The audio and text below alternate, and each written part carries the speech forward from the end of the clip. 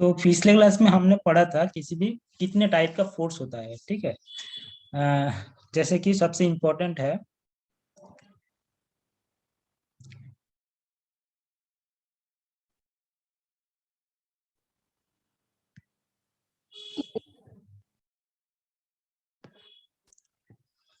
सबसे इम्पोर्टेंट एक नंबर में पहले हमने पढ़ा था पॉइंट फोर्स।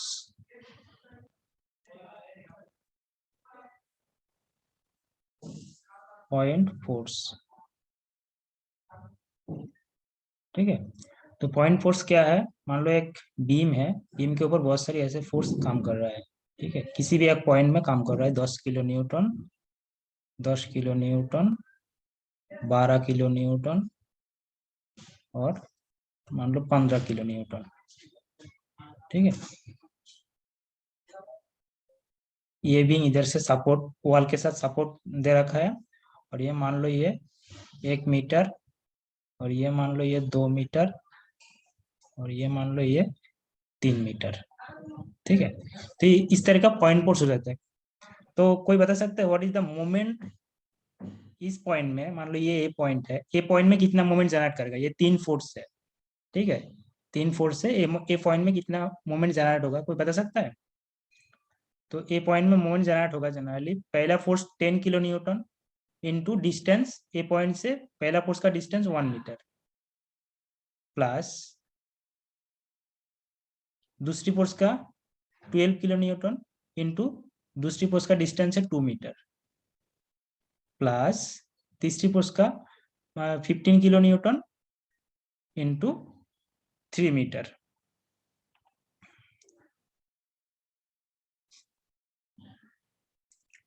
हाँ आदित्य बोलो क्या? 69 हाँ 69 69 है, ठीक है। देखते हैं 10 प्लस तो कितना आ रहा है हमारा? 10 प्लस 24 प्लस 45 है ना, ठीक है। तो कितना आ रहा है? 45 69 79 आ तो रहा है। 79 79 79 69 प्लस 10 दैट इज 79, ठीक है। तो इस तरीके से हम मोमेंट डिटरमिन कर सकते हैं पॉइंट फोर्स के लिए, ठीक है। तो आई थिंक सबका पॉइंट फोर्स क्लियर है। पॉइंट फोर्स के बारे में किसी का कोई डिस्कशन नहीं है, बहुत इंपॉर्टेंट टॉपिक है। पूरा सिविल इंजीनियर में ये पॉइंट फोर्स काम आएगा पूरा 3 साल में, ठीक है। तो पॉइंट फोर्स वहाँ पे पॉइंट फोर्स अप्लाई होगा, उसके लिए मोमेंट निकालना पड़ेगा, उसके बाद उसी हिसाब से बिल्डिंग डिजाइन होगा, ब्रिज डिजाइन होगा, ठीक है। तो ये एक टाइप का फोर्स आता है हमारा स्ट्रक्चर के ऊपर, एक है पॉइंट फोर्स। अब देखते हैं दूसरी टाइप का फोर्स है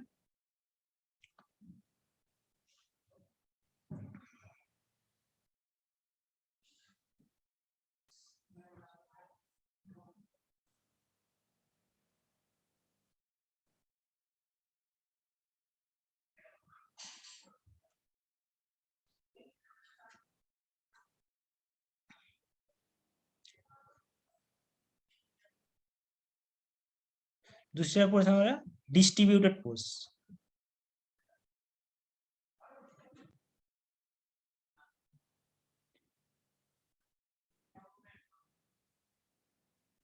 डिस्ट्रीब्यूटेड फोर्स, ठीक है। डिस्ट्रीब्यूट पर दो टाइप का होता है, एक है एरिया डिस्ट्रीब्यूशन और लीनियर डिस्ट्रीब्यूशन, ठीक है।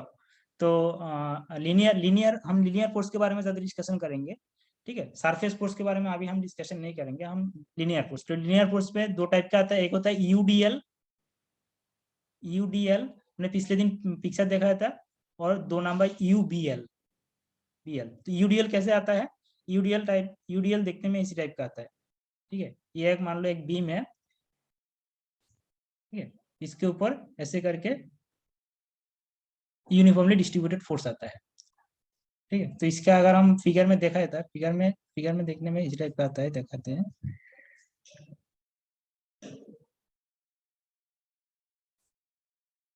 फिगर में हमने दिखाया था, ये बहुत सारी इसे यूनिफॉर्म एरो है, ठीक है।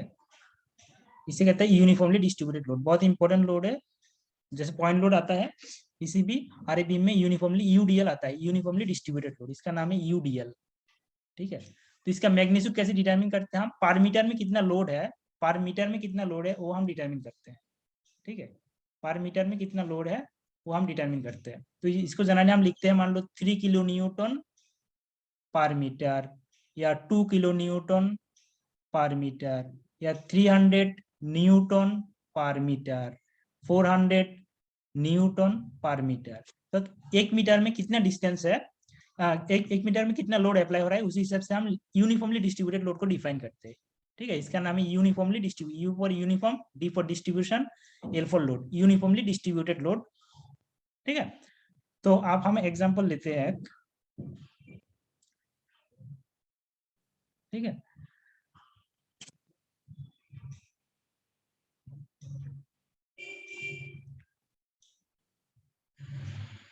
मान लो यह लोड है 3 किलो न्यूटन पर मीटर, 3 किलो न्यूटन पर मीटर, और इसका डिस्टेंस है, इसका टोटल लेंथ है, मान लो टोटल लेंथ है 4 मीटर। तो कोई बता सकता है what is the total load A और बी, ये ए बी दो एक बीम है, ए बी बीम के ऊपर टोटल लोड कितना होगा?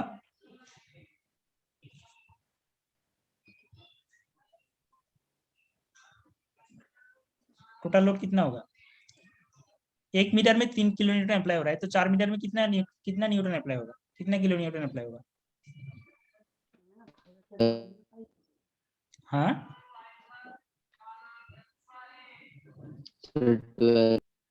12, राइट, 12 किलो न्यूटन। ठीक है, 12 किलो न्यूटन। कैसे 12 आता है? That is equal to 3 into 4, 3 into 4 that is equal to 12 kilo newton. ठीक है, तो टोटल लोड कितना अप्लाई हो रहा है, ऐसे अगर यूनिफॉर्मली डिस्ट्रीब्यूटेड लोड रहेगा तो हम इसे मल्टीप्लाई करके, लेंथ से मल्टीप्लाई करके हम टोटल लोड कितना अप्लाई हो रहा है वो हम डिटरमिन कर पाएंगे। अब हम देखते हैं इसका मोमेंट कितना होगा। ठीक है, इसका मोमेंट कितना होगा?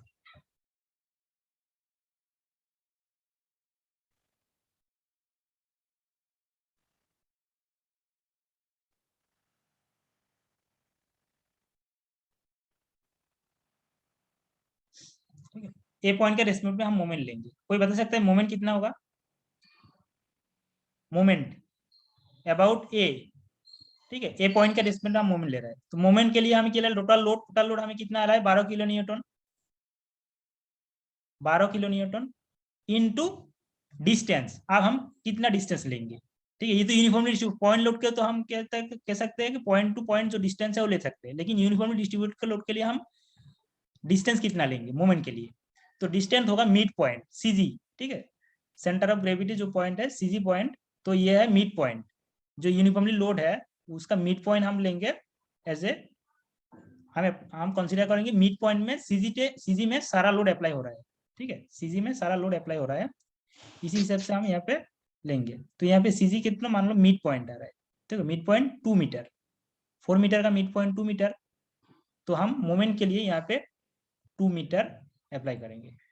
ठीक है, तो दैट इज इक्वल टू आ रहा है 12 इंटू 2, दैट इज आ रहा है 24 kilo newton metre.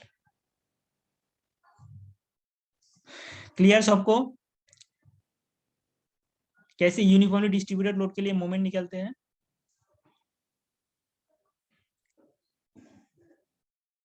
Just total load calculate करेंगे, और टोटल लोड का जो सीजी है, लोड का सीजी है, वो सीजी पॉइंट हम डिटरमिन करेंगे। तो जनरली ये लेंथ का सीजी मिड पॉइंट में होता है, तो यूडीएल का मिड पॉइंट जो है, मिड पॉइंट का डिस्टेंस लेंगे हम। ठीक है, तो ये है। सर एक बार आप मोमेंट का फॉर्मूला बता सकते हैं? मोमेंट का formula force into distance, force into distance, moment equal to, है ना। फोर्स हमारा टोटल फोर्स क्या है, टोटल लोड, फोर्स और लोड एक ही बात है। ठीक है, फोर्स और लोड एक ही बात है। फोर्स या, हाँ बोलो। परपेंडिकुलर डिस्टेंस नहीं लेंगे, या फिर ये डिस्टेंस हम ये लेते हैं जो है, डी मतलब परपेंडिकुलर डिस्टेंस है ना, ए पॉइंट से परपेंडिकुलर डिस्टेंस कहाँ पे? देखो यहाँ पे जो ये यूनिफॉर्मली डिस्ट्रीब्यूटेड लोड है वो कहाँ पे अप्लाई हो रहा है? मान लो 2 मीटर में सीजी पॉइंट में टोटल लोड अप्लाई हो रहा है, तो टोटल लोड का इसी अप्लाई हो रहा है। तो देखो ए पॉइंट से ये टोटल लोड का सीजी 2 मीटर आ रहा है, परपेंडिकुलर डिस्टेंस, ये देखो, है ना। Okay sir.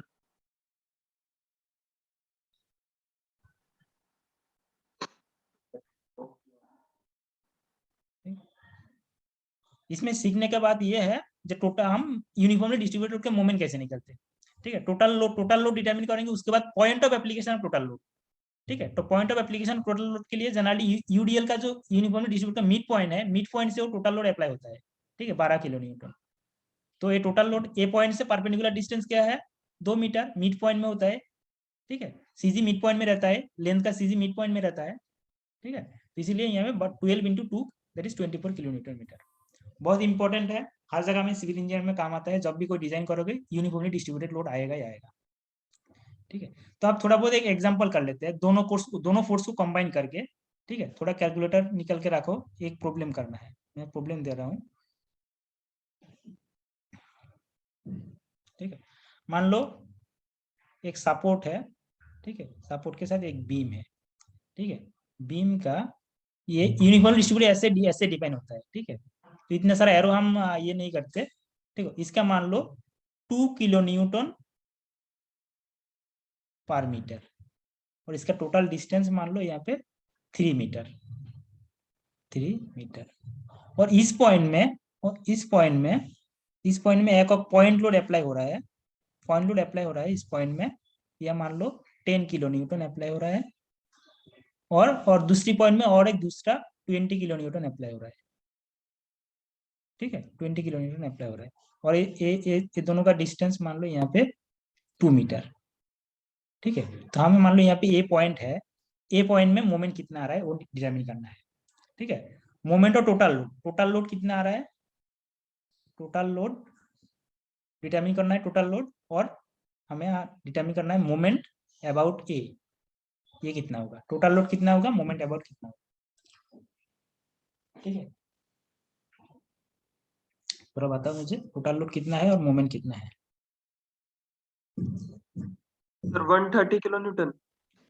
टोटल लोड देख लेते हैं।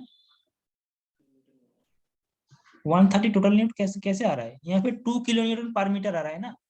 तो टोटल लोड यूडीएल के लिए टोटल लोड कितना है, 2 इंटू 3, तीन into two, 3 into 2 that is 6 kilo Newton, और यहाँ पे 10 और 20। ठीक है, टोटल लोड आ रहा है 2 into 3 plus 10 plus 20 that is 36 आ रहा 60 है। Kilo Newton. 30 kilo Newton, 36 kilo Newton, 60 कैसे आ रहा है, सर यस, यस सर। 36 60 कैसे आ रहा है। देखो यूडीएल के लिए 3 इंटू 2 है ना, और पॉइंट लोड तो पॉइंट लोड है 10, और 10 plus 20 plus 3 into 2 36 kilo newton आ रहा है। सर 90 किलो न्यूटन आएगा, 90 किलो न्यूटन मीटर आएगा मोमेंट। मोमेंट 90 आएगा, देख लेते हैं। 90 नहीं, ज्यादा आएगा। क्या क्या कर रहे हो, एक एक करके तीनों फोर्स मोमेंट ऑफ 130 130 किलो। नहीं, 130 नहीं, 130 भी नहीं है सर 144। हाँ हाँ, 144 कैसे आएगा, 144 आएगा, आई थिंक सो। देख लेते हैं एक बार कैलकुलेट करके। देखो एक एक करके तीनों फोर्स का हमें जोड़ना है। पहले यूडीएल देख लेते हैं, यूडीएल का टोटल लोड कितना है, 3 into 2 that is 6 into UDL का सीजी कहाँ पे है, देखो यूडीएल का सीजी कहाँ पे है, मिड पॉइंट में। सर 1.5।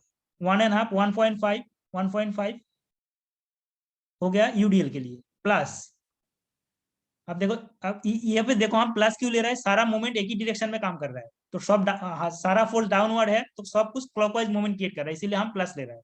ठीक है, ये बात ध्यान रखना है। उसके बाद 10 किलो न्यूटन, डिस्टेंस कितना है 10 किलो न्यूटन का बताओ, ये पॉइंट से 10 किलो न्यूटन का डिस्टेंस कितना है, सर 3 मीटर। 3, राइट 3। ये हो गया plus 20 kilo newton force, 20 into A point का ए से 20 किलो न्यूटन का डिस्टेंस कितना है, 5 5। मीटर। ठीक है,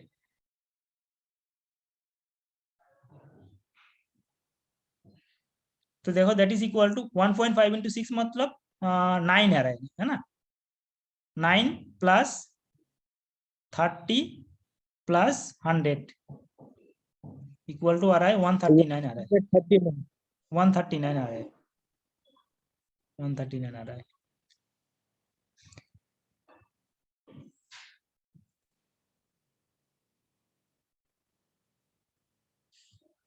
क्लियर सर एक सबको। क्वेश्चन और दे दो। Yes sir. अच्छा एक क्वेश्चन और देता हूँ, ठीक है राइट। ये प्रॉब्लम में कोई किसी का डाउट है बताओ, बाकी स्टूडेंट, एक दो स्टूडेंट रिस्पॉन्स कर रहा है, बाकी स्टूडेंट तो कुछ बोल नहीं रहे हैं। बहुत इंपॉर्टेंट क्वेश्चन नो है। सर। और इसी टाइप का लोडिंग पूरा सिविल इंजीनियर में तुम्हें मिलेगा। जब स्ट्रक्चर एनालिसिस करोगे पूरा सिविल इंजीनियर 3 साल में इसी टाइप का लोडिंग आएगा। तो इसीलिए मैं बार बार बोल रहा हूँ ये ध्यान से सीखो।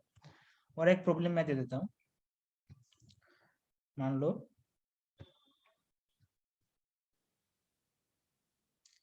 एक सपोर्ट के साथ एक बीम यहाँ पे हॉरिजॉन्टल बीम है, ठीक है। एक यूडीएल यहाँ पे, मान लो पूरा एक यूडीएल है, ठीक है। इसका लोडिंग मान लो 3 किलो न्यूटन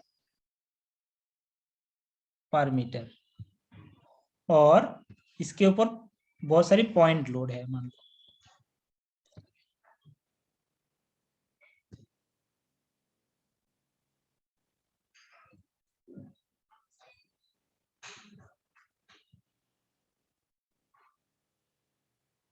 इस पॉइंट में एक पॉइंट लोड काम कर रहा है, इस पॉइंट में एक पॉइंट लोड काम कर रहा है, ठीक है। 2 पॉइंट लोड देते हैं बस। इसका नाम धरो ये 10 किलो न्यूटन और ये 20 किलो न्यूटन, ठीक है। टोटल डिस्टेंस देख लेते हैं 5 मीटर, और इस पॉइंट का मान लो 2 मीटर, इस पॉइंट का, और इस पॉइंट का डिस्टेंस मान लो 4 मीटर, ठीक है। और ए पॉइंट में हमें ए पॉइंट का रेस्पेक्ट में मोमेंट लेना चाहिए, ठीक है। तो हम बता टोटल लोड कितना है। टोटल लोड को हम 33 और moment about A, 33 kilo newton आएगा टोटल लोड। टोटल 33 आएगा, देख लेते हैं। 3 इंटू 5 15, 33 कैसे आ रहा है।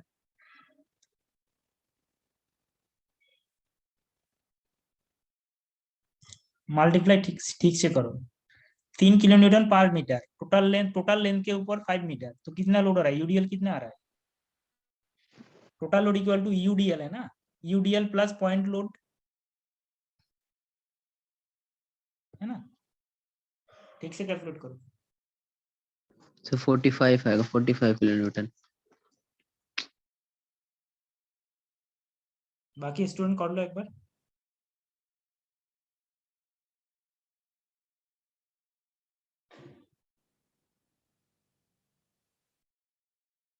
और मोमेंट ए में कितना आ रहा है वो वैल्यू बताओ, उसके बाद में डिस्कशन करना।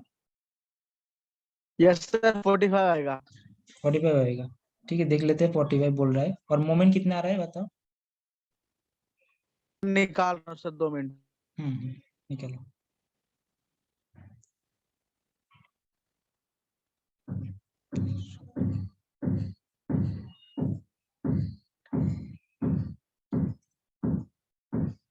One 107.5 kilo newton metre. 107, I think उससे ज्यादा आएगा। कैलकुलेट ठीक से करो। सर 115। सर 115 भी नहीं, 115। 115 भी नहीं है। ठीक से कैलकुलेट करो। 135। 135 के आसपास आना चाहिए। देखो कहाँ पे मिस्टेक हो रहा है, मुझे लग रहा है तुम्हें यूडीएल में मिस्टेक कर रहा है, यूनिफॉर्मली डिस्ट्रीब्यूटेड लोड।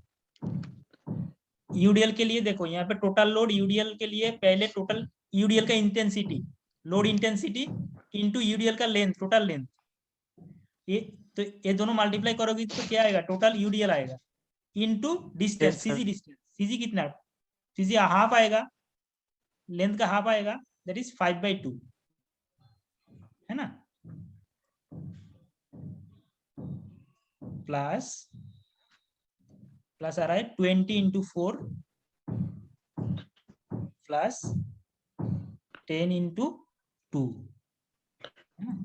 कितना आ रहा है देखो, 15 इंटू 5 75/2 37.5 है ना, प्लस 80 प्लस 20, दैट इज 137.5 है।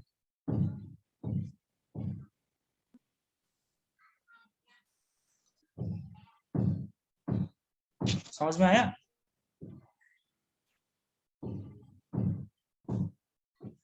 सर एक बार फिर से बता दीजिए। Yes sir. ये देखो मोमेंट, मोमेंट बताओ या लोड बताओ? Sir moment. सर दोनों दोनों। सर लोड भी बता दो।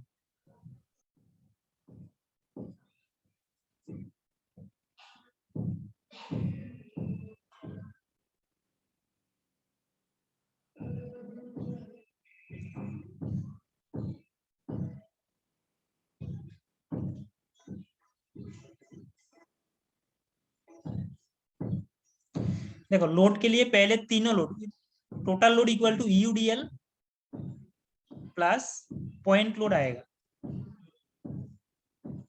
ठीक है। तो यूडीएल के लिए हम क्या करेंगे, यूडीएल का पहले इंटेंसिटी कितना है, 3 किलो न्यूटन पर मीटर, 1 मीटर में कितना आ रहा है, 3 metre 3 kilo newton, intensity into total length, UDL कितना लेंथ में आ रहा है, देखो यहाँ पे पता हो कितना लेंथ में आ रहा है यूडीएल,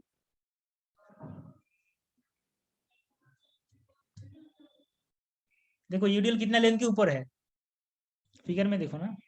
सर 2 मीटर और 4 मीटर। नहीं, यूडीएल पूरा लेंथ के ऊपर है ना, पूरा 5 कितना यस लेंथ सर है, 5 मीटर। 5 मीटर है ना, यस सर। तो पूरा लेंथ के ऊपर है 5 मीटर, 3 इंटू 5 टोटल यूडीएल हो गया तो सर प्लस, हाँ बताओ। सर सर जब भी ऐसे क्वेश्चन आएंगे सर हमें सर टोटल यूडीएल देखना है सर हमें। टोटल यूडीएल देखना है, टोटल यूडीएल देखना है, लेकिन उसके लिए देखो यूडीएल का एक और टाइप का प्रॉब्लम आएगा, देखो मैं बताऊंगा। इसी टाइप का जैसे कॉन्टिन्यूअस यूडीएल आएगा ना, तो ऐसा हो सकता है कि बीच में ब्रेक भी आ सकता है यूडीएल का, तो एक कॉन्टिन्यूअस यूडीएल के लिए टोटल यूडीएल हमने लेना है, ठीक है। ये क्या देखो यस कॉन्टिन्यूअस, सर। ये पॉइंट 1 ये ए और ये B point, A B point के ऊपर कॉन्टिन्यूअस यूडीएल है, तो हम कॉन्टिन्यूअस यूडीएल को एक यूडीएल हिसाब, एक यूडीएल में कंसीडर करेंगे, एक साथ मिलेंगे, ठीक है। अगर बीच में ब्रेक आता, ठीक है, ब्रेक के बाद ब्रेक का एक क्वेश्चन मैं दूंगा, अगर बीच में ब्रेक आता तो ब्रेक के लिए अलग अलग करते हैं हम, ठीक है। तो यहाँ पे देखो टोटल यूडीएल क्या है, 3 किलोमीटर पर मीटर इंटू टोटल लेंथ कितना है हमारा, यूडीएल जितना लेंथ के ऊपर है वही लेंथ लेंगे हम यहाँ, ठीक है। तो यहाँ पे 5 मीटर हो गया। Yes, sir. पॉइंट लोड के बारे में तो किसी का कोई डाउट नहीं है, आई थिंक पॉइंट लोड तो इजी है, तो दैट इज 15 प्लस 10 प्लस 20 कितना आ रहा है, 45 आ रहा है ना, 45 या 30 है, 45 क्लियर। यूडीएल का टोटल लोड पूरा बीम के वो टोटल लोड कैसे कंसीडर होता है। Yes sir. अब देखते हैं मूवमेंट,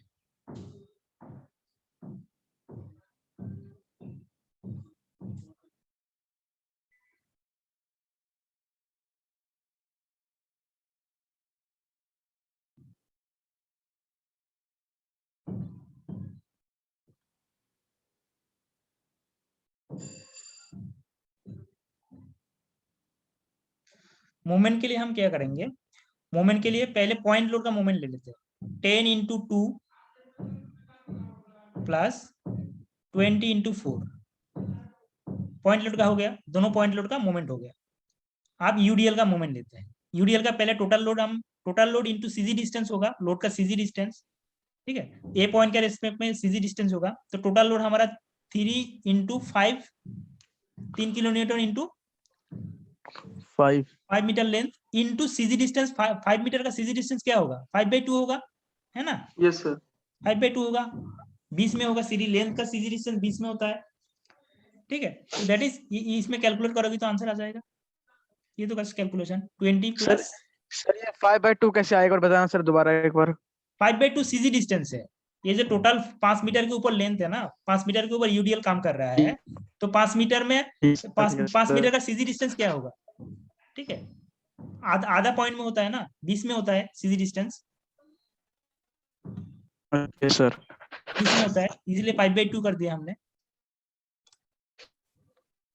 क्योंकि ये पूरा कॉन्टिन्यूअस लोड है। पॉइंट लोड के तो पॉइंट लोड जिस पॉइंट में एक ही पॉइंट में काम करो, इसलिए डिस्टेंस निकालने में आसान होता है, लेकिन यहाँ पे तो 5 मीटर के ऊपर देखो ये कॉन्टिन्यूअस लोड आ रहा है, तो उसके लिए हमें वो उसका एक पॉइंट सीजी पॉइंट है, हम एज्यूम कर लेते हैं सीजी पॉइंट में टोटल लोड काम कर रहा है मोमेंट निकालने के लिए, ठीक है। तो सीजी पॉइंट है हमारा, एक लेंथ का सीजी पॉइंट हमेशा आधा होता है, ठीक है, हमने सीखा है एक लेंथ का सीजी पॉइंट हमेशा उसका मिड पॉइंट में होता है, ठीक है, इसीलिए 5/2 कर दिया मिड पॉइंट, ठीक है। ए पॉइंट का ये मिड पॉइंट यहाँ पे है, तो ए पॉइंट से मिड पॉइंट का डिस्टेंस 5/2 होगा, लेंथ बाई 2, ठीक है। That is equal to 1537.5 I think. Yes sir. तो ये हमारा डिस्टेंस ऐसे निकलता है, ठीक है। एक और प्रॉब्लम देखो, अब हम एक फॉर्मूलेट करेंगे। देखो एक फॉर्मूलेट करेंगे, एक जनरल फॉर्मूला अप्लाई प्रिपेयर करेंगे, ठीक है। तो फॉर्मूला कैसे प्रिपेयर करता है देखो, मान लो एक जनरल फॉर्मूला यूज करते हैं। मान लो ये intensity value W, small w kilo newton पर मीटर, यहाँ से लेंथ मान लो स्मॉल l, तो ए पॉइंट का रेस्पेक्ट मान लो ये ए पॉइंट है, ए पॉइंट का रेस्पेक्ट मोमेंट कितना होगा, एम ए इक्वल टू क्या होगा, W इंटू L/2, है कि नहीं बताओ। Yes sir. तो that Yes, is sir. Equal to WL²/2। ये फॉर्मूला भी हम यूज कर सकते हैं अगर कोई किसी का दिक्कत है भाई।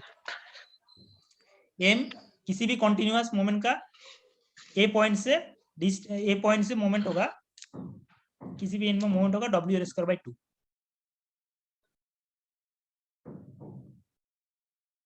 ठीक है। ये W equal to intensity, W का वैल्यू 3, 4, 5 जो दे रखा है वो दे होगा, L वैल्यू तो लेंथ ऑफ टोटल, L मतलब टोटल कितना लेंथ के ऊपर हमें यूडीएल है, ऐसा नहीं है पूरा बीम का लेंथ नहीं है, पूरा बीम का लेंथ मान लो कैपिटल एल, तो कैपिटल एल हम नहीं लेंगे, जितना लेंथ के ऊपर यूडीएल है वो स्मॉल एल इसीलिए लिखा है, जितना लेंथ के ऊपर यूडीएल है उतना ही लेंथ लेंगे यहाँ पे, ठीक है। और किसी भी एक एंड से यूडीएल का जो एक एंड से उसी एंड से मोमेंट है, ठीक है। क्लियर सबको। सर ये नीचे एल के ऊपर यस स्क्वायर है सर। ना? नहीं ये नहीं, एल के ऊपर स्क्वायर है, ओनली एल के ऊपर स्क्वायर है, WL²/2।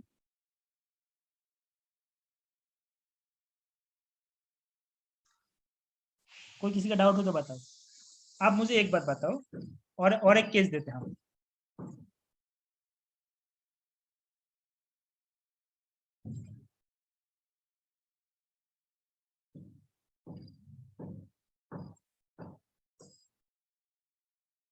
मान लो एक बीम है, मान लो यहां से यूडीएल है, ये ए पॉइंट है, ये बी पॉइंट है, ये सी पॉइंट है, इसका मान लो ये इसका W, इसका मान लो 2 किलो न्यूटन पर मीटर।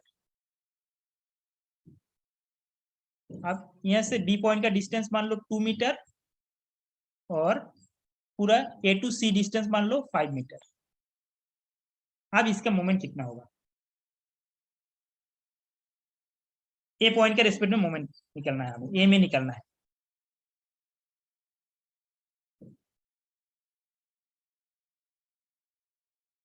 पहले बता टोटल लोड कितना होगा। सर 12। 12 कैसे आ रहा है बताओ। सर ये 2 किलोमीटर 2 किलो न्यूटन पर मीटर कितना लेंथ के ऊपर है, 5। 5 के सर ऊपर है। 6 आएगा सर लोड। लोड 6 आएगा, राइट। देखो 5 मीटर टोटल लेंथ है, लेकिन यूडीएल 5 मीटर के ऊपर नहीं है। यूडीएल कितना डिस्टेंस के ऊपर है, देखो यूडीएल ओनली इसी डिस्टेंस के ऊपर है, ठीक है, बीसी डिस्टेंस यस के सर। ऊपर है। तो बीसी का यस लेंथ सर। कितना है बताओ, टोटल लेंथ एसी का लेंथ AC माइनस AB, 3 ठीक है। That is equal to AC मतलब क्या है हमारा 5, AB मतलब 2, दैट इज इक्वल टू 3। तो यूडीएल 3 मीटर के ऊपर है, इसीलिए 2 से मल्टीप्लाई। मैंने बार बार एक ही बात, ये स्टूडेंट से मिस्टेक होता है, पूरा लेंथ ले लेता है, लेकिन नहीं, पूरा लेंथ नहीं है। जितना लेंथ के ऊपर यूडीएल है उतना ही लेंथ कंसीडर करेंगे हम। स्मॉल एल का जो वैल्यू मैंने पिछले फॉर्मूला में लिखा था, वो स्मॉल एल का वैल्यू है, जितना लेंथ के ऊपर यूडीएल है उतना ही लेंगे हम, यस सर। ठीक है। तो डोंट मिस्टेक।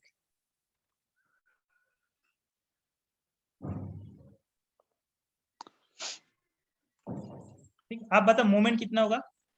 तो there is sir load equal to 9 आ रहा है kilonewton metre sir 9 kilonewton metre 9। Yes sir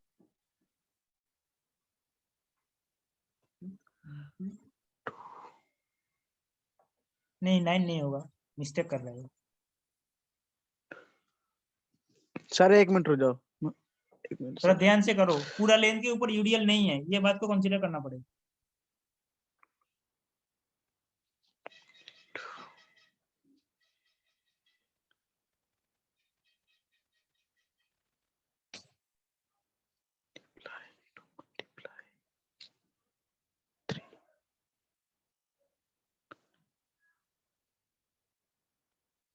sir 13 होगा।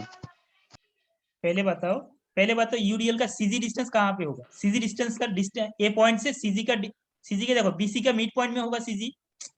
8 sir 8 yes sir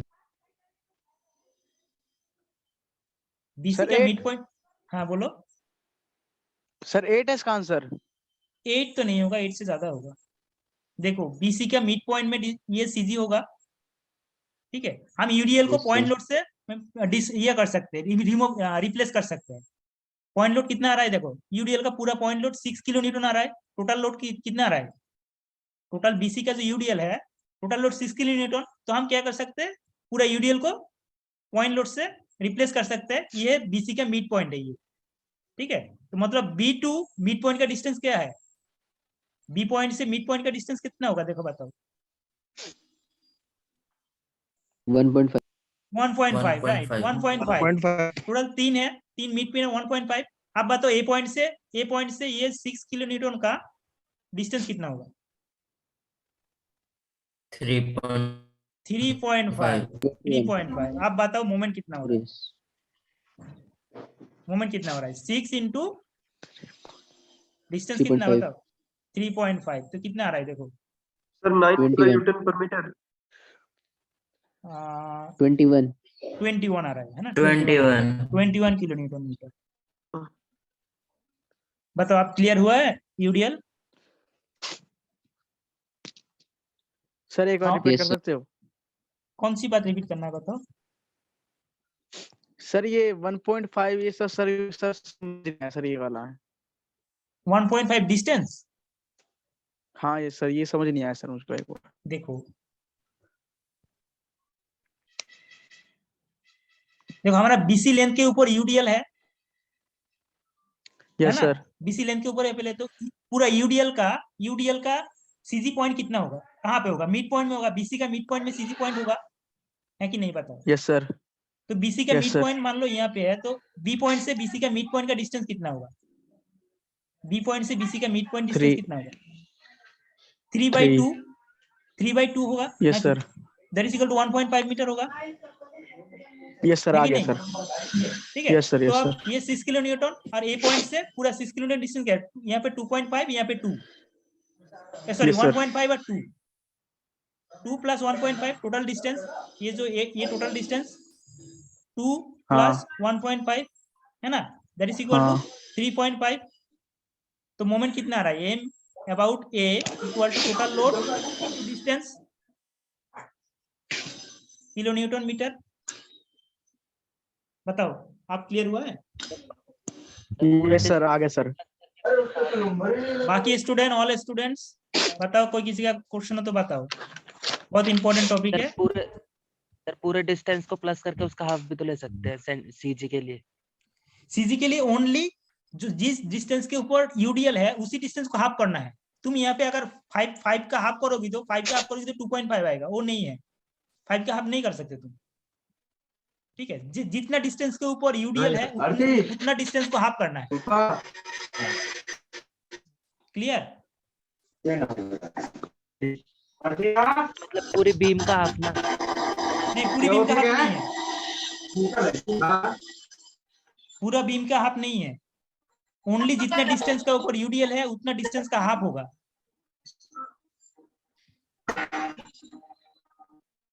clear? Yes sir. Yes sir. बाकी स्टूडेंट्स प्लीज एक बार कंफर्म करो, ये बहुत इंपॉर्टेंट टॉपिक है, ये पूरा डिस्कशन समझ में नहीं आएगा तो आगे कुछ भी समझ में नहीं आएगा। Yes sir, clear. ओके,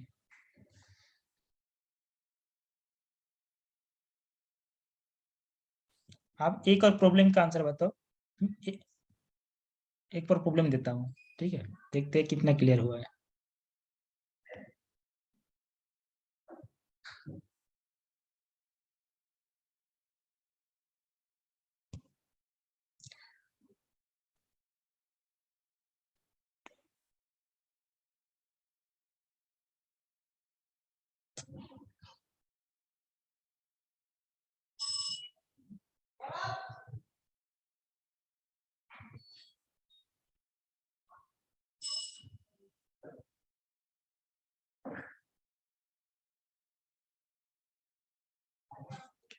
दो यूडीएल है, ठीक है, ए पॉइंट है, पहला यूडीएल का डिस्टेंस है मान लो 2 मीटर,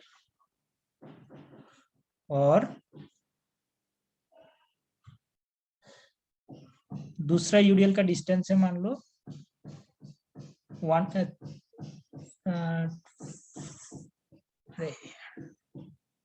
इसका डिस्टेंस मान लो है 3 मीटर, और बीच का डिस्टेंस मान लो 2 मीटर, ठीक है, 2 मीटर।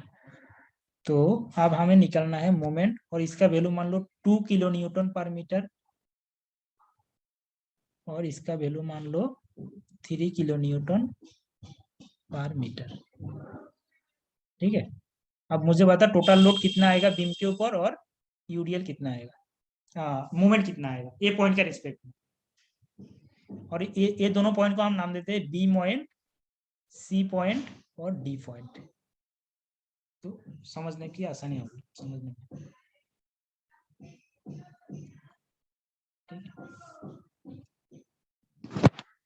एक मिनट के बाद 13 किलो सेशन न्यूटन सर। 13, हाँ 13 kilo, right, total load 13 kilometre है, 13 किलोमीटर। अब मोमेंट निकालो। एक मिनट के बाद ये सेशन खत्म हो जाएगा, दोबारा ज्वाइन हो जाना जल्दी जल्दी, ठीक है।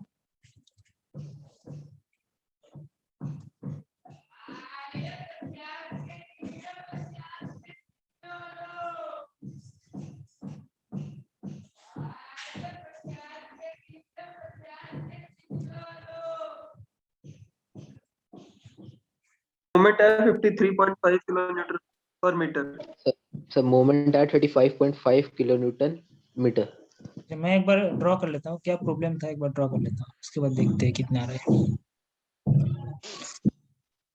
ये ये मेरा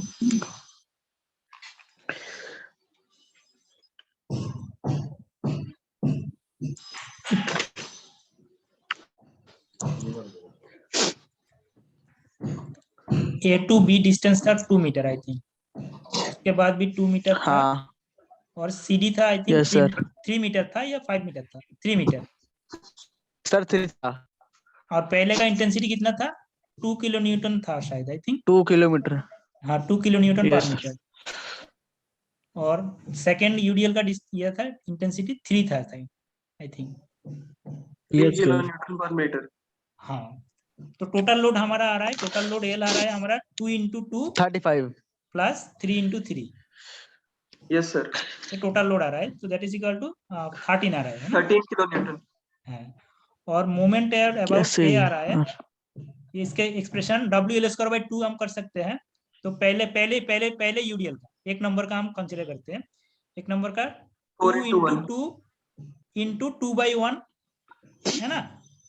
अगर हम सिंपली लिखेंगे तो 2 × 2 लोड × 2/1 सीधी डिस्टेंस, राइट। उसके बाद सर 2/1 सर 2/1 कैसे आया? सॉरी 2/2 सॉरी 2/2 नहीं 1 मीटर होगा, मैंने इसीलिए 2/1 लिखा, 2/2 होगा, ठीक है। तो सेकंड यूडीएल का 3 × 3 इंटू, आप बताओ सेकंड यूडीएल का सीधी डिस्टेंस कितना होगा। Sir 5.5 5.5, right, 5.5 that is equal to, देखो 2 + 2 4 और 3 का half 1.5 that is equal to 5.5, है ना। तो ये कैलकुलेट करोगी तो जो भी आंसर आएगा, जो आएगा वो सर 53.5 किलोन्यूटन पर मीटर। ये वैल्यू 9 इंटू 5.5 कितना हो रहा है? सर यहाँ 5.5 की जगह 3.5 नहीं आना चाहिए 3.5 कैसे आएगा बताओ? सर, बिकॉज टोटल डिस्टेंस हमारा 7 है ना, 2 + 2 + 3 = 7। फिर नहीं नहीं, हम टोटल ये उसका तुम ये गलत कर रहे हो ना, ये गलत कर रहे हो। देखो, टोटल डिस्टेंस का हाफ नहीं होगा, कभी भी टोटल डिस्टेंस का हाफ नहीं होगा। ओनली यूडीएल जितना डिस्टेंस के ऊपर है उसी डिस्टेंस का हाफ होगा। देखो यूडीएल यहाँ पे सेकंड लोड के लिए, देखो सेकंड लोड के लिए यूडीएल कितना है, सीडी के ऊपर होगा तो सीडी का हाफ होगा। सीडी का हाफ मतलब 1.5, तो C2 डिस्टेंस 1.5 होगा। सीडी 3 मीटर का है, 3 मीटर का हाफ 1.5 मीटर, और बाकी हमारा A to C डिस्टेंस 4, वो 4 प्लस होगा। Okay sir. ठीक है, ये कंफ्यूजन क्लियर करने के लिए मैंने ये प्रॉब्लम दिया। ठीक है, बाकी स्टूडेंट का ये है पूरा का पूरा हाफ कर दे, ऐसा नहीं है। जितना डिस्टेंस के सर ऊपर यूडीएल है उसी का हाफ होगा। सर एक बार फिर से समझाना, बीच वाला 4 कहाँ से है सर? कौन सी, येलो वाला डिस्टेंस? नो सर, जो बीच में 4 है इक्वेशन के सर। दोबारा बताओ, क्या क्या समझाना है? सर जो 4 आया है 4 बीच में, ये कैसे है सर? 4, ये वाला 4, ये वाला AC कह रहा सर, ये AC। AC, AC है ना। है देखो, AB डिस्टेंस क्या है 2 मीटर, BC डिस्टेंस क्या है 2 मीटर, है ना।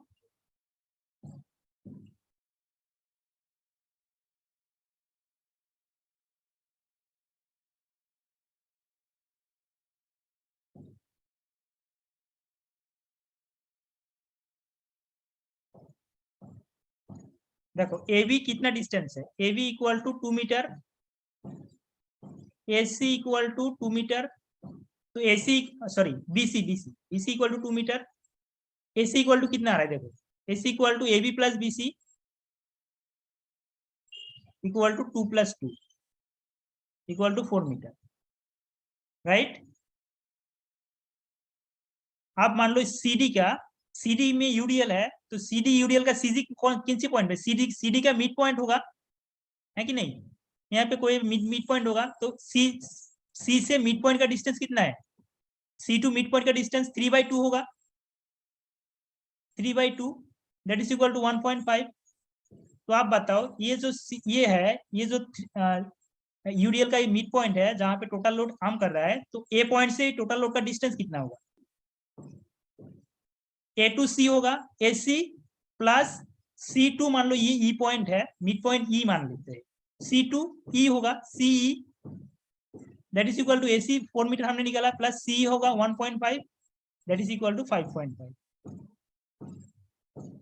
अब बताओ, आप क्लियर हुआ है? Yes sir. हाँ यस। ठीक है। आप किसी भी टाइप का प्रॉब्लम दोगे तो मोमेंट तो निकल पाओगे। आई थिंक सबका क्लियर है। किसी का कोई अभी भी डाउट हो तो बताओ।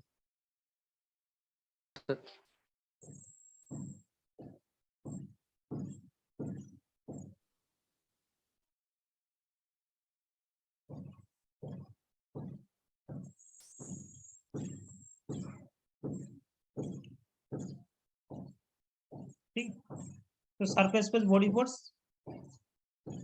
अच्छा, तो हमने क्या किया, एक पॉइंट कौन सी फोर्स हमने डिस्कशन कर लिया।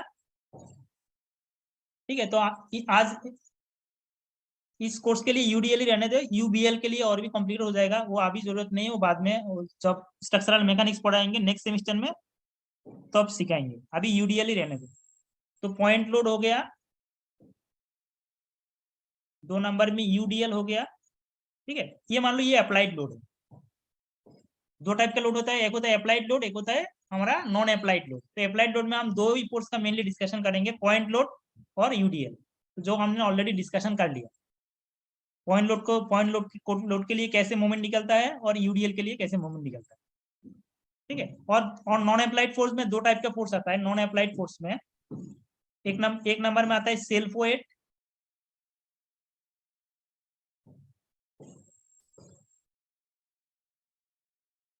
और 2 नंबर में आता है रिएक्शन, सपोर्ट रिएक्शन।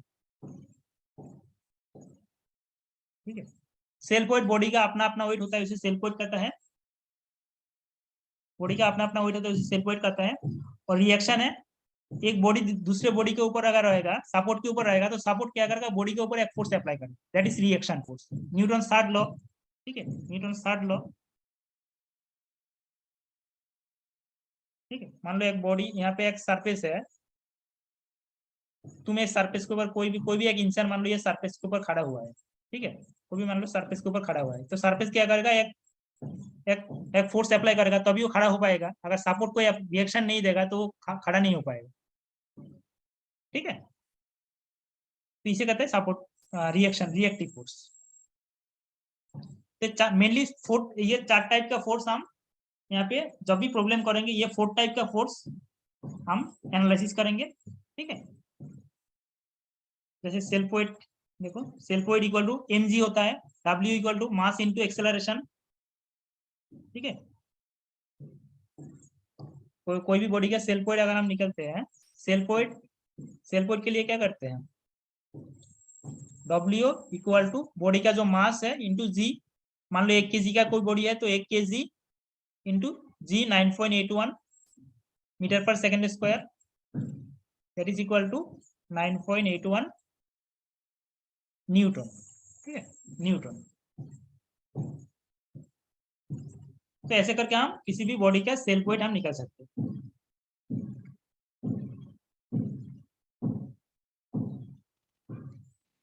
देखो यहाँ पे वेट W। और रिएक्शन हम लोग किसी भी सरफेस के ऊपर एक W वेट का कोई अगर बॉडी रह रहा है, तो सपोर्ट क्या करेगा, वही सरफेस क्या करेगा, बॉडी के ऊपर एक इक्वल अमाउंट ऑफ जो सेल्फ वेट जितना है उस इतने अमाउंट ऑफ वहां पे रिएक्शन दे रहा है। ठीक है, सेल्फ वेट हो सकता है और जितना फोर्स आ रहा है उसका ऑपोजिट फोर्स यहाँ पे ऐड कर रहा है। तो इसी फिगर के लिए सेल्फ वेट जितना है उतना ही रिएक्शन फोर्स यहाँ पे अप्लाई कर रहा है, लेकिन दूसरी फिगर के लिए वो रिएक्शन फोर्स अलग होगा। ऐसा नहीं है कि हर time reaction force self weight का इक्वल होगा, ये कभी भी नहीं होगा। ठीक है, वो अपना अपना केस के हिसाब से आएगा। ठीक है, मतलब ये है सपोर्ट क्या करेगा, बॉडी के ऊपर एक रिएक्शन फोर्स देगा, उसी रिएक्शन फोर्स के वजह से क्या है, वो बॉडी सपोर्ट के साथ अटैच करके रहेगा। ठीक है, सपोर्ट व्हाट इज, आप देखते हैं what is support, support is nothing but to hold a body. ठीक है, कोई भी स्ट्रक्चर को होल्ड करने के लिए जो अरेंजमेंट चाहिए उसे कहते हैं सपोर्ट। ठीक है, जैसे मैंने अभी फोर्स जब हम यहाँ पे ड्राइंग कर रहा था, ड्राइंग में हम बता रहा था क्या, ठीक है, एक बीम है, तो बीम तो ऐसे हवा में नहीं रह सकता ना, उसके लिए एक सपोर्ट चाहिए। यहाँ पे मैंने जो ड्रॉ किया ये सपोर्ट, ये है सपोर्ट ड्रॉ किया हमने। ठीक है, तो सपोर्ट का एड्रेस है। तो कोई भी बॉडी के लिए, कोई बॉडी को पकड़ के रखने के लिए जो अरेंजमेंट का जरूरत होता है उसे कहते हैं सपोर्ट। ठीक है, तो कोई भी बॉडी पकड़ के रखेगा तो अभी ये बॉडी के सपोर्ट क्या करेगा, बॉडी के ऊपर एक फोर्स अप्लाई करेगा तभी तो पकड़ पाएगा। अगर कोई भी फोर्स अप्लाई नहीं करेगा तो कैसे पकड़ पाएगा। ठीक है, clear, what is support, what is load, what is reaction. किसी का कोई Yes, डाउट sir. हो तो बताओ। Yes sir. ओके, आप देखते हैं कितनी टाइप का सपोर्ट होता है, सपोर्ट का types of support. Sir reaction हमारा परपेंडिकुलर लगता है ना ऑब्जेक्ट के, जो भी उसके ऊपर हो। हाँ, रिएक्शन होता है क्या, सरफेस का परपेंडिकुलर होता है, जो अगर सरफेस स्मूथ होता है तो अगर फ्रिक्शन आता है तो परपेंडिकुलर नहीं रहता है। 2 केस में आ जाए, जब हम नेक्स्ट चैप्टर फ्रिक्शन में पढ़ाएंगे। ठीक है, नॉर्मली अगर कोई भी मान लो एक वॉल के साथ, इसी वॉल के साथ एक खड़ा हुआ है, ठीक है, किसी बॉडी खड़ा है तो परपेंडिकुलर रहेगा। लेकिन अगर ये जो सरफेस है अगर स्मूथ नहीं रहेगा, ठीक है, स्मूथ नहीं है, थोड़ा फ्रिक्शन फोर्स आएगा तो क्या करेगा, सपोर्ट थोड़ा बहुत इंक्लिनेशन में अप्लाई होगा, परपेंडिकुलर सरफेस का परपेंडिकुलर नहीं होगा। ठीक है, एक होता है स्मूथ वॉल, स्मूथ, और एक होता है फ्रिक्शन। ठीक है, स्मूथ नहीं है, नॉट स्मूथ। ठीक है, तो अगर स्मूथ होगा तो परपेंडिकुलर टू द सरफेस होगा, अगर स्मूथ नहीं होगा तो थोड़ा इंक्लिनेशन में अप्लाई होगा। ठीक है, तो इसे कहते हैं, ये जो इंक्लिनेशन आता है ये फ्रिक्शन फोर्स में हम डिस्कशन करेंगे बाद में। तो अभी हम क्या करेंगे, अभी हम जो भी डिस्कशन करेंगे इस चैप्टर के लिए सब स्मूथ कंसीडर करेंगे, सरफेस स्मूथ है। Clear. Okay sir, yes sir.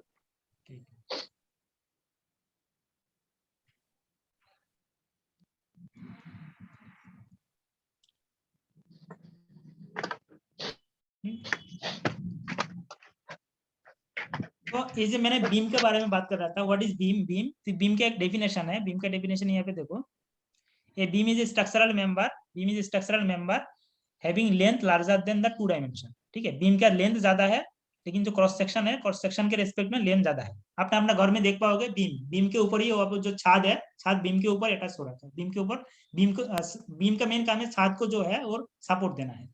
ठीक है, पहले बीम कांस्टेंट होता है, बीम के ऊपर हम जो छाद है, अपना फ्लोर है, वो हम कांस्टेंट करते हैं।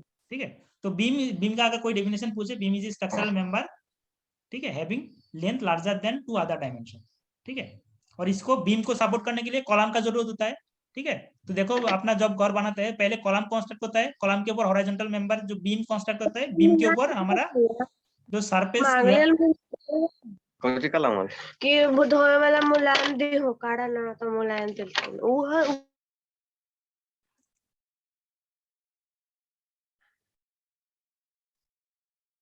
ठीक है, तो पहले कॉलम होता है, कॉलम के ऊपर बीम आता है। ठीक है, बीम के ऊपर फ्लोर आता है, बीम के ऊपर हमारा जो फ्लोर है वो फ्लोर आता है। ठीक है, तो इसके लिए कॉलम को कहते हैं बीम का सपोर्ट, और बीम को कहते हैं जो फ्लोर है, फ्लोर का सपोर्ट। ठीक,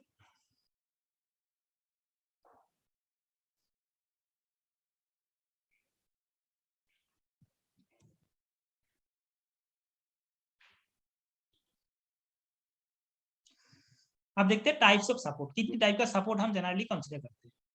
पहले एक कंसीडर करते हैं सिंपल सपोर्ट। ठीक है, सिंपल सपोर्ट एक दूसरे के ऊपर, एक के ऊपर दूसरे बस रख दिया।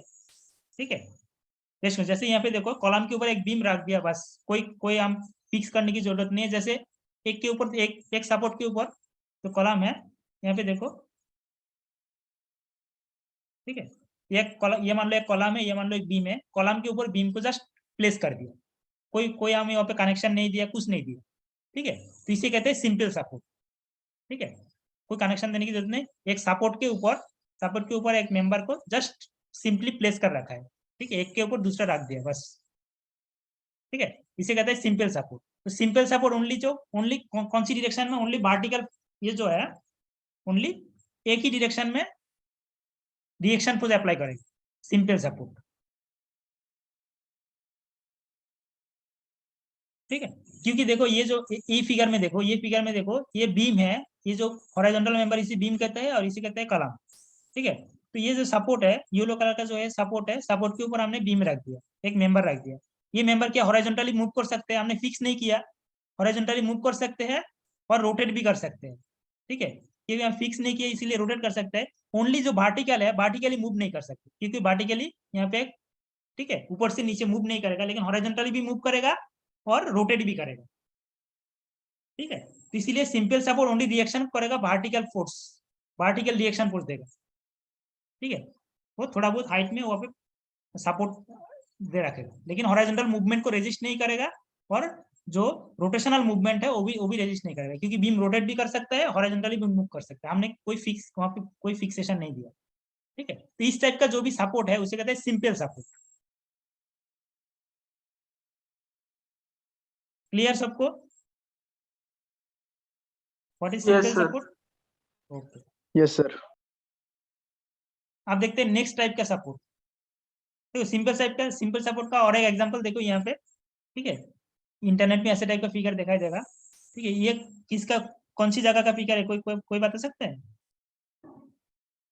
No sir. ठीक है, ये बहुत पुराना जमाना का फिगर है। ठीक है, टाइम मैनेजमेंट के लिए ये यूज होता था, बहुत पुराने ग्रीक ये पे। ठीक है, दो सपोर्ट के ऊपर देखो, ऊपर हॉरिजॉन्टल बीम है, जो कॉलम है, कॉलम के ऊपर जस्ट प्लेस कर दिया, कोई फिक्सेशन नहीं है, कुछ नहीं है। ठीक है, यस सर। इसे कहते हैं सिंपल सपोर्ट। यहाँ पे देखो, एक ये भी मेट्रो का, एक ये देखो मेट्रो का जो ये है, जो ऊपर का जो ये होता है, वो भी सिंपल सपोर्ट ही यस होता है। सर। ठीक है, वहाँ पे जस्ट जो Simple- बड़ा पायर होता है, पायर के ऊपर जस्ट प्लेस कर देता है। सर सिंपल होता है। हाँ, सिंपल होता है बीच का, लेकिन यहाँ पे देखो एन में जो आता है वो वाला बीच में कोई सपोर्ट के लिए जस्ट सिंपल सपोर्ट प्रोवाइड करता है, ओनली सिंपल सपोर्ट नहीं रहता, वहाँ पे और भी सपोर्ट कंडीशन रहेगा, एक करके देखेंगे। तो देखो ये मेट्रो का जो ये है ब्रिज है, ब्रिज का जो जस्ट सपोर्ट के लिए सिंपल सपोर्ट प्रोवाइड करते हैं, लेकिन और भी टाइप का सपोर्ट आएगा। ओनली सिंपल सपोर्ट से मेट्रो नहीं चलेगा, ठीक है, कि हॉरिजॉन्टली मूवमेंट नहीं रुकेगा तो वो मूव करते चला जाएगा, ठीक है, बैलेंस नहीं रहेगा, ठीक है।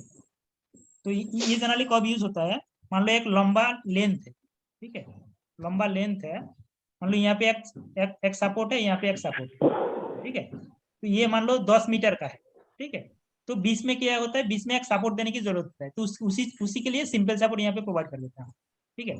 तो ये अच्छा। दोनों अलग टाइप का सपोर्ट होगा, मान लो 2 अलग टाइप का सपोर्ट के बीच में एक ब्रिज है, तो ब्रिज के जस्ट सपोर्ट के लिए हम सिंपल सपोर्ट प्रोवाइड करते हैं, ठीक है। Yes sir, yes. लेकिन और भी टाइप का सपोर्ट है, एक एक करके देखते हैं कितने टाइप का सपोर्ट होता है।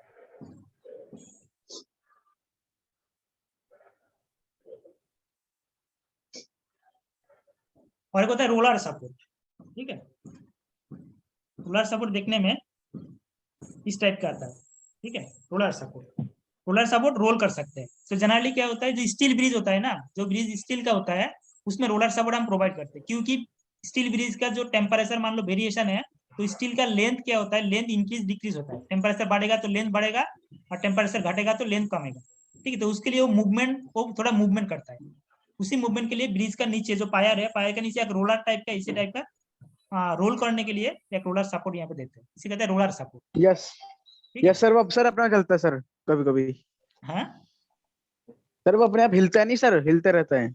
हाँ हाँ हाँ, ठीक है, रोल करता रहता है, तो हॉरिजॉन्टली मूव करेगा। रोलर सपोर्ट का प्रॉपर्टी क्या है, वो सेम प्रॉपर्टी सिंपल सपोर्ट की तरह की है, सेम प्रॉपर्टी, हॉरिजॉन्टली मूव करेगा, हॉरिजॉन्टल मूवमेंट रेजिस्ट नहीं करेगा और रोटेट भी करेगा, ठीक है। तो ये जो रोलर सपोर्ट है, ये भी ओनली वन डायरेक्शन में रिएक्शन अप्लाई करेगा, vertical direction, clear, only vertical direction में अप्लाई करेगा, ठीक है। जब बैटरी खत्म होता लगाऊंगा नहीं क्या यार, बैटरी खत्म हो गया तो पढ़ूंगा नहीं क्या, छोड़ दूं ऐसे ही। Clear roller support.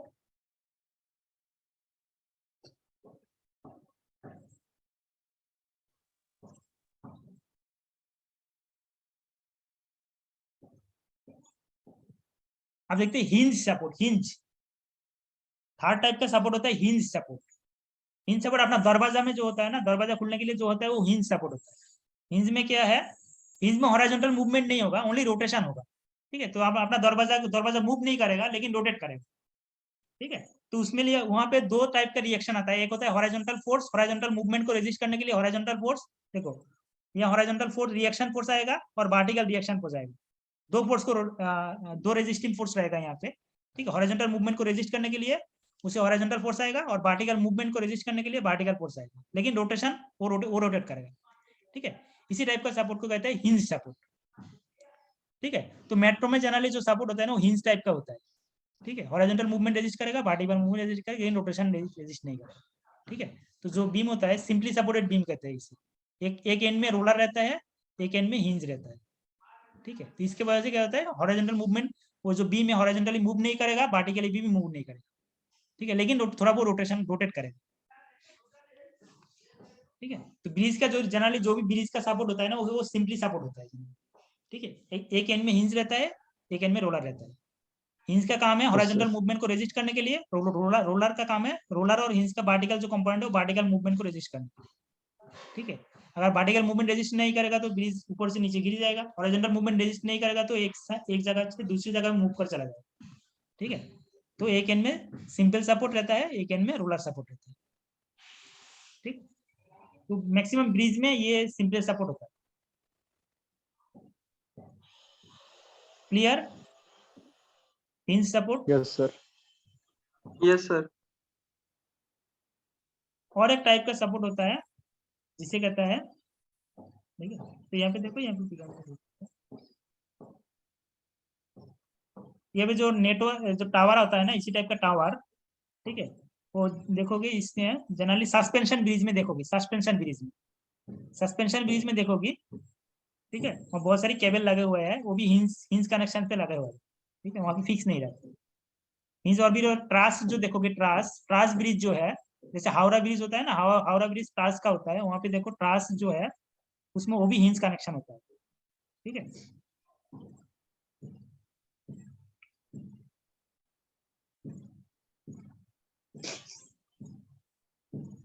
Suspension bridge देखा है किसी ने?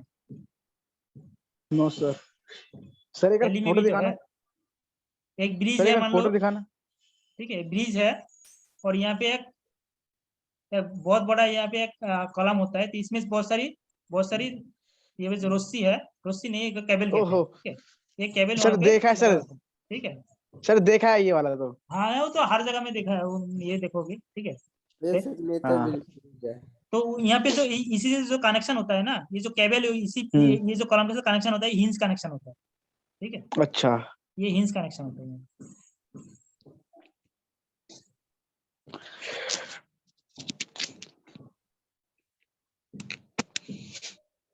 और एक टाइप का होता है फिक्स्ड सपोर्ट। ठीक है, फिक्स सपोर्ट जो मैंने अभी ड्राइंग कर रहा था, फिक्स सपोर्ट में क्या होता है, बिल्कुल फिक्स है, कोई हिलेगा नहीं। ठीक है, फिक्स करके पकड़ अच्छा। कर, कोई पता है ना, कोई हिलेगा नहीं। ठीक है, तो ये जो साइन है, ये जो साइन पर इसे फिक्स सपोर्ट का साइन है। मैंने जो इतना जो ड्राइंग कर रहा था वो फिक्स सपोर्ट। फिक्स सपोर्ट में horizontal Yes, sir. Movement resist करेगा, वर्टिकल मूवमेंट भी रेजिस्ट करेगा और मोमेंट भी रेजिस्ट करेगा।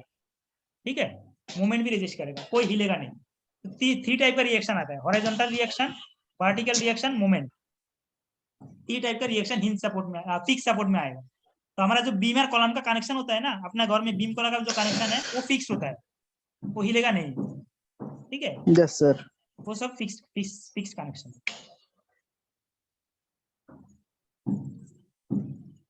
और कहाँ पे देखा फिक्स कनेक्शन, कोई बता सकता है?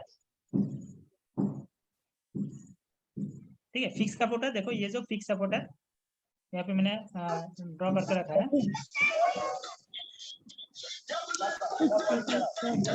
फिक्स सपोर्ट का ये बीम है, बीम सपोर्ट के साथ फिक्स है, इसलिए horizontal movement horizontal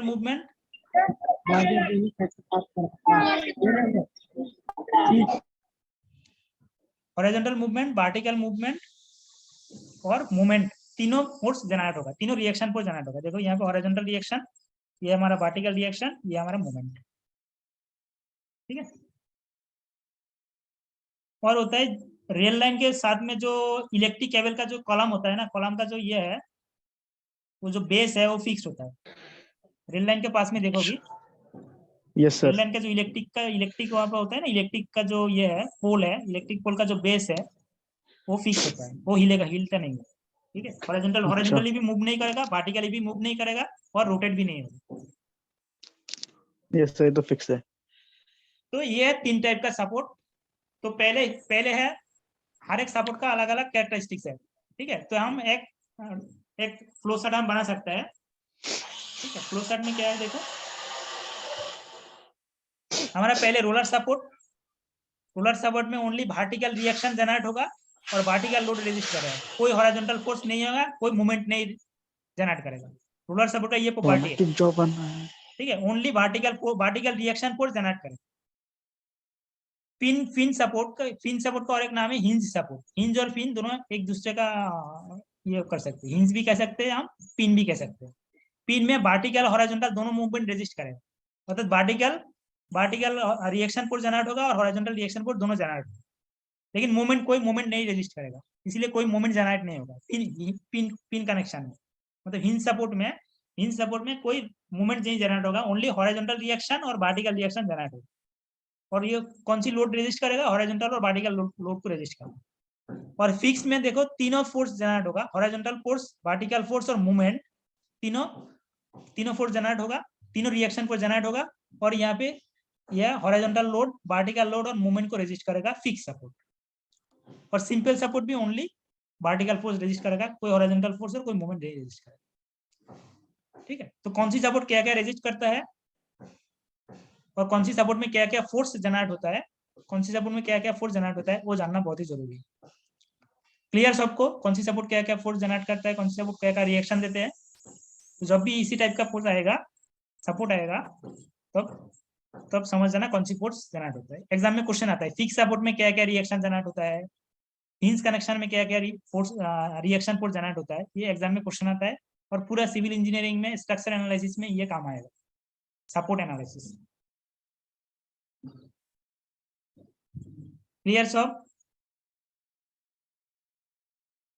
yes sir. Yes sir. Yes sir. अब आते हैं बहुत important topic, free body diagram. देखो यहाँ पे अपना घर, सिविल इंजीनियर का मेन काम है, मान लो तुम एक अपना मकान बना रहे हो, ठीक है, अपना बिल्डिंग बना रहे हो, ठीक है। तो बिल्डिंग को एनालिसिस करना पड़ेगा पहले, ठीक है। तो बिल्डिंग में बहुत सारी कंपोनेंट रहता है, बीम, कॉलम, ठीक है, स्लैब, ठीक है, मेनली बीम, कॉलम, स्लैब ये सब रहता है। पहले कॉलम रहता है, कॉलम के ऊपर बीम रहता है, ठीक है, और बीम के ऊपर हम स्लैब रहते हैं, बीम के ऊपर स्लैब रहता है, ठीक है। तो ये सारा कंपोनेंट एक दूसरे से जुड़ा हुआ है। तो एनालिसिस के लिए हम सारा कंपोनेंट को, तो पूरा बिल्डिंग को तो एक साथ में एनालिसिस नहीं कर पाएंगे, एक एक एलिमेंट को अलग अलग तरीके से अलग अलग करके हमें एनालाइज करना पड़ेगा, ठीक है। तो इसके लिए क्या करेगा, एक एलिमेंट को, मान लो एक कॉलम को अलग करके, बिल्डिंग से अलग करके हम जो एक लाइन, एक डायग्राम ड्रॉ करेंगे, जिसे कहते हैं फ्री बॉडी डायग्राम, ठीक है। हर एक कॉलम को, हर एक इंडिविजुअल कंपोनेंट को हम क्या करेंगे, स्ट्रक्चर से अलग करेंगे, और उसके ऊपर क्या क्या फोर्स आ रहा है वो फोर्स ड्रॉ करेंगे, और उसी स्ट्रक्चर को हम एनालिसिस करेंगे, ठीक है। तो इस टाइप का जो फिगर हम ड्रॉ करते हैं, बॉडी से अलग करके हर एक कंपोनेंट का जो फिगर ड्रॉ करते हैं, उसी फिगर को कहते हैं फ्री बॉडी डायग्राम, ठीक है। फ्री बॉडी डायग्राम बहुत इंपॉर्टेंट है एनालिसिस के लिए, विदाउट फ्री बॉडी डायग्राम कोई एनालिसिस नहीं कर पाए, ठीक है।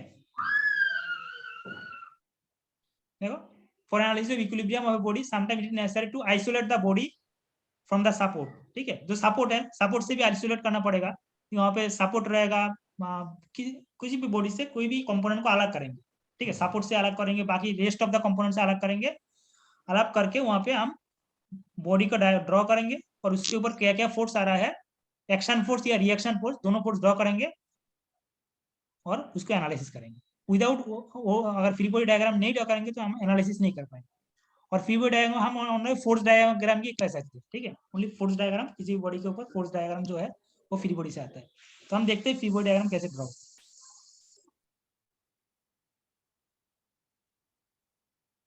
तो definition of free body diagram, ये बहुत इंपॉर्टेंट है, डेफिनेशन देख लो। The diagram of a body in which body under consideration is free from all support and show all force acting on it including reaction force is called free body diagram, ठीक है। Free body diagram में हम क्या करना पड़ेगा, हम body को support से अलग करेंगे और रेस्ट ऑफ द कंपोनेंट से अलग करेंगे, ठीक है, पूरा फ्रीली हम ड्रॉ करेंगे। मान लो एक कॉलम ड्रॉ किया, सपोर्ट से भी अलग कर दिया, सपोर्ट भी हटा दिया, बाकी एलिमेंट जो भी हटा दिया। अब इसके ऊपर क्या ड्रॉ करेंगे, एक्शन फोर्स, क्या क्या फोर्स अप्लाई हो रहा है और क्या क्या रिएक्शन फोर्स अप्लाई हो रहा है, ठीक है। Body acting on the body, body के ऊपर क्या फोर्स अप्लाई हो रहा है वो हम ड्रॉ करेंगे, बॉडी क्या फोर्स दूसरे के ऊपर अप्लाई कर रहा है वो हम ड्रॉ नहीं करेंगे, ठीक है। बॉडी के ऊपर क्या क्या फोर्स अप्लाई हो रहा है वो ड्रॉ करेंगे ओनली। यहाँ पे मैंने यहाँ पे बोल्ड लेटर भी लिख दिया, force acting on the body not by the body, ठीक है। इसी डायग्राम को कहते हैं फ्री बॉडी डायग्राम। यहाँ पे अप्लाइड फोर्स भी रहेगा, रिएक्टिव फोर्स भी रहेगा, ठीक है। सेल्फ वेट रहेगा, सेल्फ वेट बॉडी के ऊपर अप्लाई हो रहा है, लेकिन यहाँ पे ये बॉडी अगर दूसरी किसी कंपोनेंट के ऊपर फोर्स अप्लाई कर रहा है तो वो फोर्स यहाँ पे हम ड्रॉ नहीं करेंगे, ओनली बॉडी के ऊपर जो फोर्स अप्लाई हो रहा है वो ड्रॉ करेंगे, ठीक है। क्लियर? तो एक एग्जांपल लेते हैं और भी क्लियर हो जाएगा। अच्छा, ये फ्री बॉडी डायग्राम का ड्रॉ करने के लिए क्या स्टेप है, प्रोसीड्यूर पहले बॉडी को ड्रॉ करेंगे, रिमूविंग ऑल सपोर्ट, जितना सपोर्ट है सब हटा देंगे और सिंपली बॉडी को ड्रॉ करेंगे। उसके बाद क्या करेंगे, फोर्स अप्लाई करेंगे, कौन-सी force, self wait, acting force, reacting force, तीनों फोर्स ड्रॉ करेंगे जो बॉडी के ऊपर एक्ट कर रहा है। ये देखो बोल्ड लेटर में मैंने लिख दिया, body acting on the body not by the body, body के ऊपर जो फोर्स अप्लाई हो रहा है वो ड्रॉ करेंगे और बॉडी दूसरे के ऊपर जो फोर्स अप्लाई कर रहा है वो नहीं ड्रॉ करेंगे, ठीक है। तो एक एग्जांपल देख लेते हैं। ये देखो, ये सपोर्ट है, मान लो एक सरफेस के ऊपर एक यहाँ पे रोलर है, एक व्हील है, व्हील यहाँ पर रेस्ट कंडीशन में, इसका फ्री बॉडी डायग्राम कैसे ड्रॉ करें। फ्री बॉडी डायग्राम होगा इस टाइप का डायग्राम होगा फ्री बॉडी डायग्राम, ठीक है। पहले हमने किया, बॉडी को ड्रॉ किया सपोर्ट को हटा के, तो बॉडी के ऊपर क्या फोर्स अप्लाई हो रहा है, डब्ल्यू फोर्स, और सपोर्ट क्या रिएक्शन फोर्स दे रहा है, normal to the support surface का नॉर्मल में रिएक्शन फोर्स अप्लाई हो रहा है आर, तो ये हमारा है free body diagram of the ये इस बॉडी का, ठीक है। ये जो व्हील का free body diagram FBD, free body diagram of wheel, ठीक है। अगर सपोर्ट का फ्री बॉडी डायग्राम अलग होगा, ठीक है। अगर सपोर्ट का फ्री बॉडी हम ड्रॉ करेंगे तो क्या होगा, बॉडी को अलग करेंगे, ठीक है, और सपोर्ट के ऊपर क्या क्या फोर्स अप्लाई हो रहा है वो अप्लाई करेंगे only.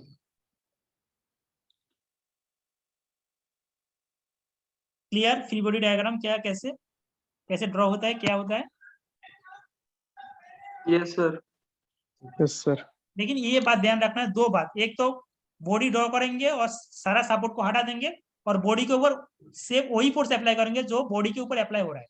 Action force, reaction force और सेल्फ वेट, ये तीनों फोर्स ड्रॉ करेंगे, ठीक है।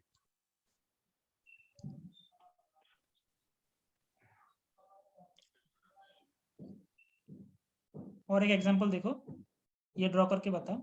ये देखो, इसका फ्री बॉडी डायग्राम ड्रॉ करो। सेकंड एग्जांपल क्या क्या होगा बताओ।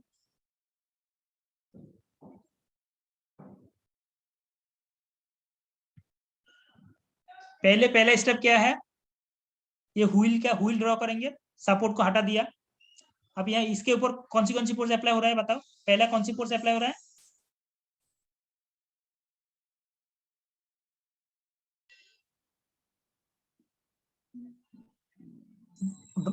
ये फोर्स है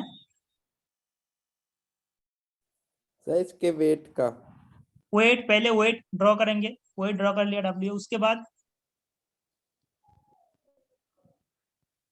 हॉरिजॉन्टल फोर्स ए पॉइंट वॉल में के साथ हॉरिजॉन्टल, हाँ, ए पॉइंट में हॉरिजॉन्टल फोर्स अप्लाई होगा।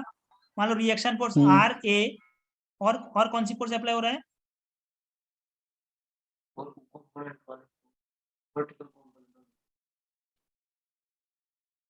और कुछ अप्लाई हो रहा है या नहीं हो रहा है। सर अब कुछ नहीं हो रहा, कुछ नहीं हो रहा है। यहाँ पे देखो स्ट्रिंग है, धागे से बांध के रखा है, अगर नहीं हो तो कैसे रहेगा। तो यहाँ पे एक इंक्लाइन फोर्स अप्लाई होगा। यस सर, यस सर, ठीक है, टेंशन क्रिएट करेगा ना थ्रेड से। अगर यहाँ पे एक स्ट्रिंग से केबल से नहीं बांधेंगे तो सपोर्ट रहेगा ही नहीं, वर्टिकल सपोर्ट है। देखो वॉल के साथ, ये वॉल के साथ एक व्हील को यहाँ पे अटैच कर रखा है, ठीक है। तो तीन फोर्स है देखो, W, एक टेंशन T और एक support reaction A, RA। Clear, free body diagram. Yes sir.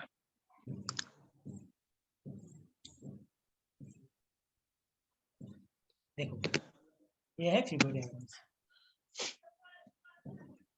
अब ये बताओ, एक सीढ़ी है दो सपोर्ट के साथ, जो केबल का काम करने के लिए आता है ना, वो सीढ़ी लेके आता है, स्टेयर, ठीक है। स्टेयर में स्टेयर के ऊपर केबल का काम करते हैं। ये देखो, ये भी एक स्टेयर है, दो सपोर्ट के साथ यहाँ पे अटैच है। इसका फ्री बॉडी डायग्राम ड्रॉ करो।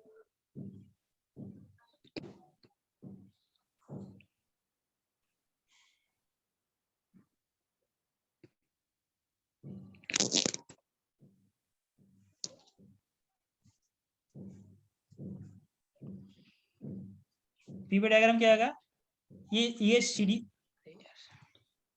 जो स्टेयर है, स्टेयर का हम फ्री बॉडी डायग्राम ड्रॉ करते हैं।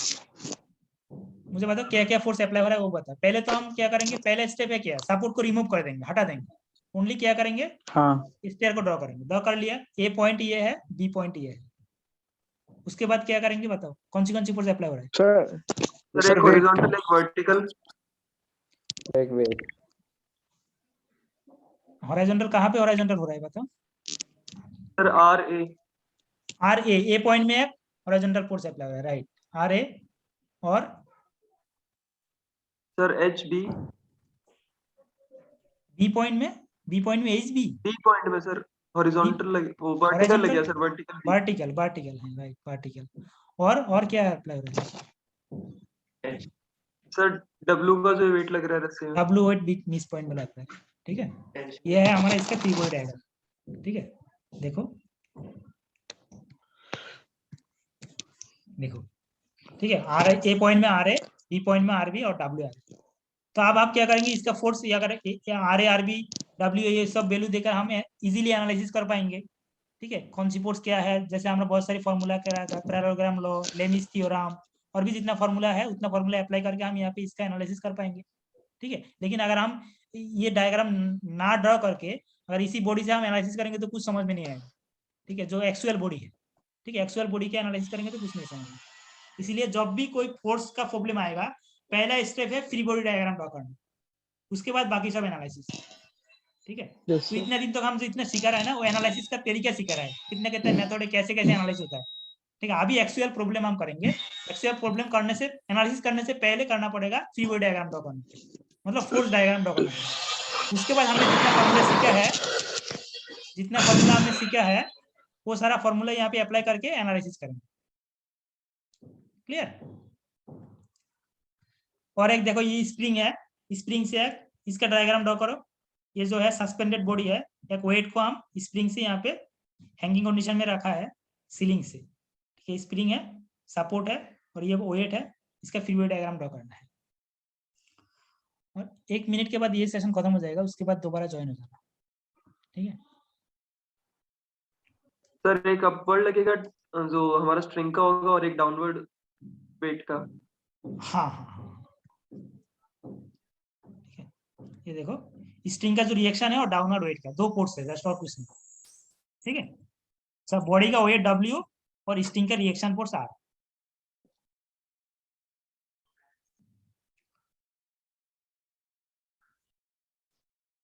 ठीक है, आप देखो ये फिगर है, ये एक फिगर है, इसका फ्री बॉडी डायग्राम ड्रा करना है। ठीक है, इसका फ्री बॉडी डायग्राम कैसे होगा?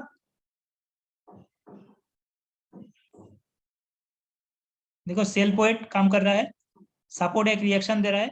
ठीक है, सेल पॉइंट डाउनवर्ड काम कर रहा है, ये बॉडी को ड्रॉ किया हमने, और एक फोर्स P अप्लाई हो रहा है, इंक्लाइन फोर्स अप्लाई हो रहा है, और बॉडी का 15 कीजिए, ये डाउनवर्ड फोर्स अप्लाई हो रहा है, और सपोर्ट में एक रिएक्शन दे रहा है, वर्टिकल रिएक्शन। ठीक है, 3 फोर्स अप्लाई हो रहा है, ये इसका free body diagram.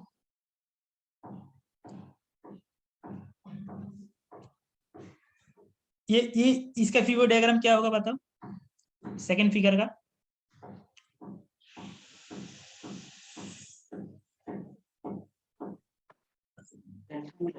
Sir, 2 tension हो गई, एक अपवर्ड एक downward. Upward downward? Sir 2 tension के, एक हॉरिजॉन्टल, एक सर एक सॉरी वर्टिकल अपवर्ड और वर्टिकल डाउनवर्ड। वर्टिकल अपवर्ड किस लिए? सर टेंशन के लिए स्ट्रिंग 3 में। नहीं, देखो यहाँ पे देखो, स्ट्रिंग है, इसके स्ट्रिंग 3 स्ट्रिंग है, स्ट्रिंग 1, स्ट्रिंग 2, स्ट्रिंग 3। ठीक है, और तीनों स्ट्रिंग से हेल्प से क्या है, एक वेट को हमने हैंगिंग कंडीशन में रख दिया। ठीक है, तो आप इस पॉइंट में, ये जो पॉइंट है, इस पॉइंट का फ्री बॉडी डायग्राम ड्रॉ करना है। ये जो पॉइंट का है, कनेक्ट जंक्शन पॉइंट का है, जंक्शन पॉइंट का फ्री बॉडी डायग्राम ड्रॉ करना है। ठीक है सर 2 टेंशन हो जाएंगी, फिर इसमें एक डाउनवर्ड होगा। हाँ, एक downward, right. 2 tension force, string 1 का टेंशन, स्ट्रिंग 2 का टेंशन, और एक downward wait.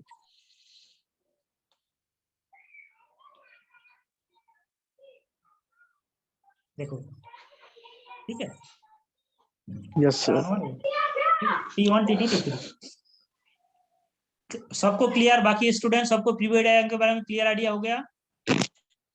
Yes sir. Thank you very much.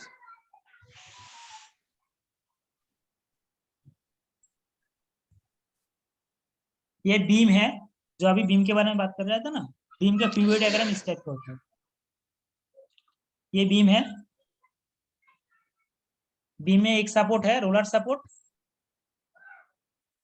देखो, बीम में एक सपोर्ट, हिंज सपोर्ट, एक सपोर्ट, रोलर सपोर्ट। तो हिंज में 2 रिएक्शन आता है, R1, R2, एक वर्टिकल एक हॉरिजॉन्टल, और रोलर में ओनली एक ही रिएक्शन आता है, वो है वर्टिकल, और एक फोर्स अप्लाई हो रहा है। ये है सिंपली, इसे कहते हैं सिंपली सपोर्टेड बीम। एक एंड में हिंज और एक एंड में रोलर रहेगा, सपोर्ट रहेगा, तो उसे कहते हैं सिंपली सपोर्ट बीम। ये simply support beam generally bridge और मेट्रो में जो होता है, ओवरफ्लो होता है, वो सिंपली सपोर्ट बीम होता है। ठीक है, एक एंड में रोलर रहता है, एक एंड में हिंज रहता है। ठीक है, और रोलर एंड में ओनली एक ही रिएक्शन है, और हिंज एंड में 2 रिएक्शन है, एक हॉरिजॉन्टल रिएक्शन, एक वर्टिकल रिएक्शन। ठीक है, और उसके ऊपर जितना लोड आएगा, यहाँ पे एक ही लोड है, P लोड। ये है, ठीक है, ये है बीम का फ्री बॉडी डायग्राम। कोई बता सकते हैं यहाँ पे अगर कोई रोलर सपोर्ट का जो हिंज सपोर्ट है, हिंज सपोर्ट का फ्री बॉडी डायग्राम क्या होगा? देखो हिंज सपोर्ट का फ्री बॉडी डायग्राम पहले सब ओनली सपोर्ट को ड्रॉ करेंगे, बाकी सब हटा देंगे, और यहाँ पे ऊपर दो फोर्स अप्लाई हो रहा है, एक R1 एक R2, ठीक है, क्योंकि सपोर्ट बीम के ऊपर दो फोर्स अप्लाई करेगा, बीम भी तो सपोर्ट के ऊपर दो फोर्स अप्लाई करेगा, इक्वल इन ऑपोजिट रिएक्शन। तो अगर सपोर्ट का फ्री बॉडी डायग्राम ड्रॉ करेंगे हम, तो क्या करेंगे, तो बीम जो फोर्स यहाँ पे अप्लाई हो रहा है, अप्लाई दे रहा है, बीम जो सपोर्ट के ऊपर फोर्स अप्लाई कर रहा है, वो यहाँ पे फोर्स अप्लाई होगा, एक हॉरिजॉन्टल फोर्स, एक vertical force. Similarly roller support का फ्री बॉडी डायग्राम ड्रॉ करेंगे तो ओनली वर्टिकल फोर्स आएगा, क्योंकि रोलर सपोर्ट बीम के ऊपर only vertical force, vertical reaction force apply करेगा। सिमिलरली बीम भी रोलर सपोर्ट के ऊपर only vertical reaction force apply करेगा, इसलिए यहाँ पे रोलर सपोर्ट का फ्री बॉडी डायग्राम है ओनली वर्टिकल फोर्स, एक वर्टिकल रिएक्शन फोर्स। क्लियर सब? Yes sir. ठीक है, तो ये हो गया हमारा फ्री बॉडी डायग्राम। तो एग्जाम में क्वेश्चन बहुत सारे ऐसे डायग्राम दे सकता है, और डायग्राम देके तुम्हें बोलेगा कि फ्री बॉडी डायग्राम ड्रॉ करो, 5 मार्क्स की या 3 मार्क्स की क्वेश्चन एग्जाम में आता है। ठीक, तो अब हम एनालिसिस करेंगे equilibrium of a force system. तो व्हाट इज, अब इक्विलिब्रियम जो बात कर रहे हैं, इक्विलिब्रियम क्या है, इसके बारे में थोड़ा बहुत डिस्कशन करेंगे। What is equilibrium of a force system? ठीक है, तो इक्विलिब्रियम है कोई भी फोर्स सिस्टम, कोई भी पार्टिकल इक्विलिब्रियम में कंडीशन में रहेगा अगर कोई अनबैलेंस फोर्स नहीं है। ठीक है, किसी भी पार्टिकल के ऊपर कोई अगर अनबैलेंस फोर्स नहीं है, तो हम कह सकते हैं वही पार्टिकल जो है वो पार्टिकल इक्विलिब्रियम कंडीशन में है। ठीक है, ये है इक्विलिब्रियम का definition. What is the definition of equilibrium? मान लो एक बॉडी है, एक बॉडी की बहुत सारी फोर्स अप्लाई हो रहा है इसके ऊपर, और इसी फोर्स के वजह से ये बॉडी का कोई, अगर इस बॉडी के ऊपर कोई अनबैलेंस फोर्स नहीं है, summation of force equal to अगर 0 होगा, ठीक है, और summation of moment equal to अगर 0 होगा, तो हम कह सकते हैं क्या, ये बॉडी इक्विलिब्रियम कंडीशन है। ठीक है, कोई अनबैलेंस फोर्स नहीं है, ठीक है, कोई मूवमेंट नहीं होगा, कोई रोटेशन नहीं होगा, क्योंकि अगर समेशन ऑफ F 0 नहीं होगा तो इसे ये मूव करेगा। अगर समेशन ऑफ F 0 होगा तो ये मूव नहीं करेगा, जहां पे रहेगा स्टेबल कंडीशन में रहेगा। तो नो मूवमेंट नो रोटेशन। ठीक है, दो टाइप का मूवमेंट हो सकता है, एक लीनियर मूवमेंट, एक होता है हमारा रोटेशनल मूवमेंट। ठीक है, एक बॉडी अगर इक्विलिब्रियम कंडीशन में है तो कोई no linear movement, no rotational movement. ठीक है, कोई मूवमेंट नहीं होगा। अगर कोई मूवमेंट नहीं होगा तो मतलब इसके ऊपर टोटल अनबैलेंस फोर्स 0 है। ठीक है, तो कोई भी फोर्स सिस्टम को अगर इक्विलिब्रियम कंडीशन तभी कहेंगे जब उसमें रिजल्टेंट फोर्स 0 होगा, summation of all force equal to 0 होगा, कोई अनबैलेंस फोर्स नहीं होगा, कोई मूवमेंट नहीं होगा, कोई रोटेशन नहीं होगा। ठीक है, इसे कहते हैं इक्विलिब्रियम ऑफ सिस्टम। इक्विलिब्रियम का कॉन्सेप्ट ये है।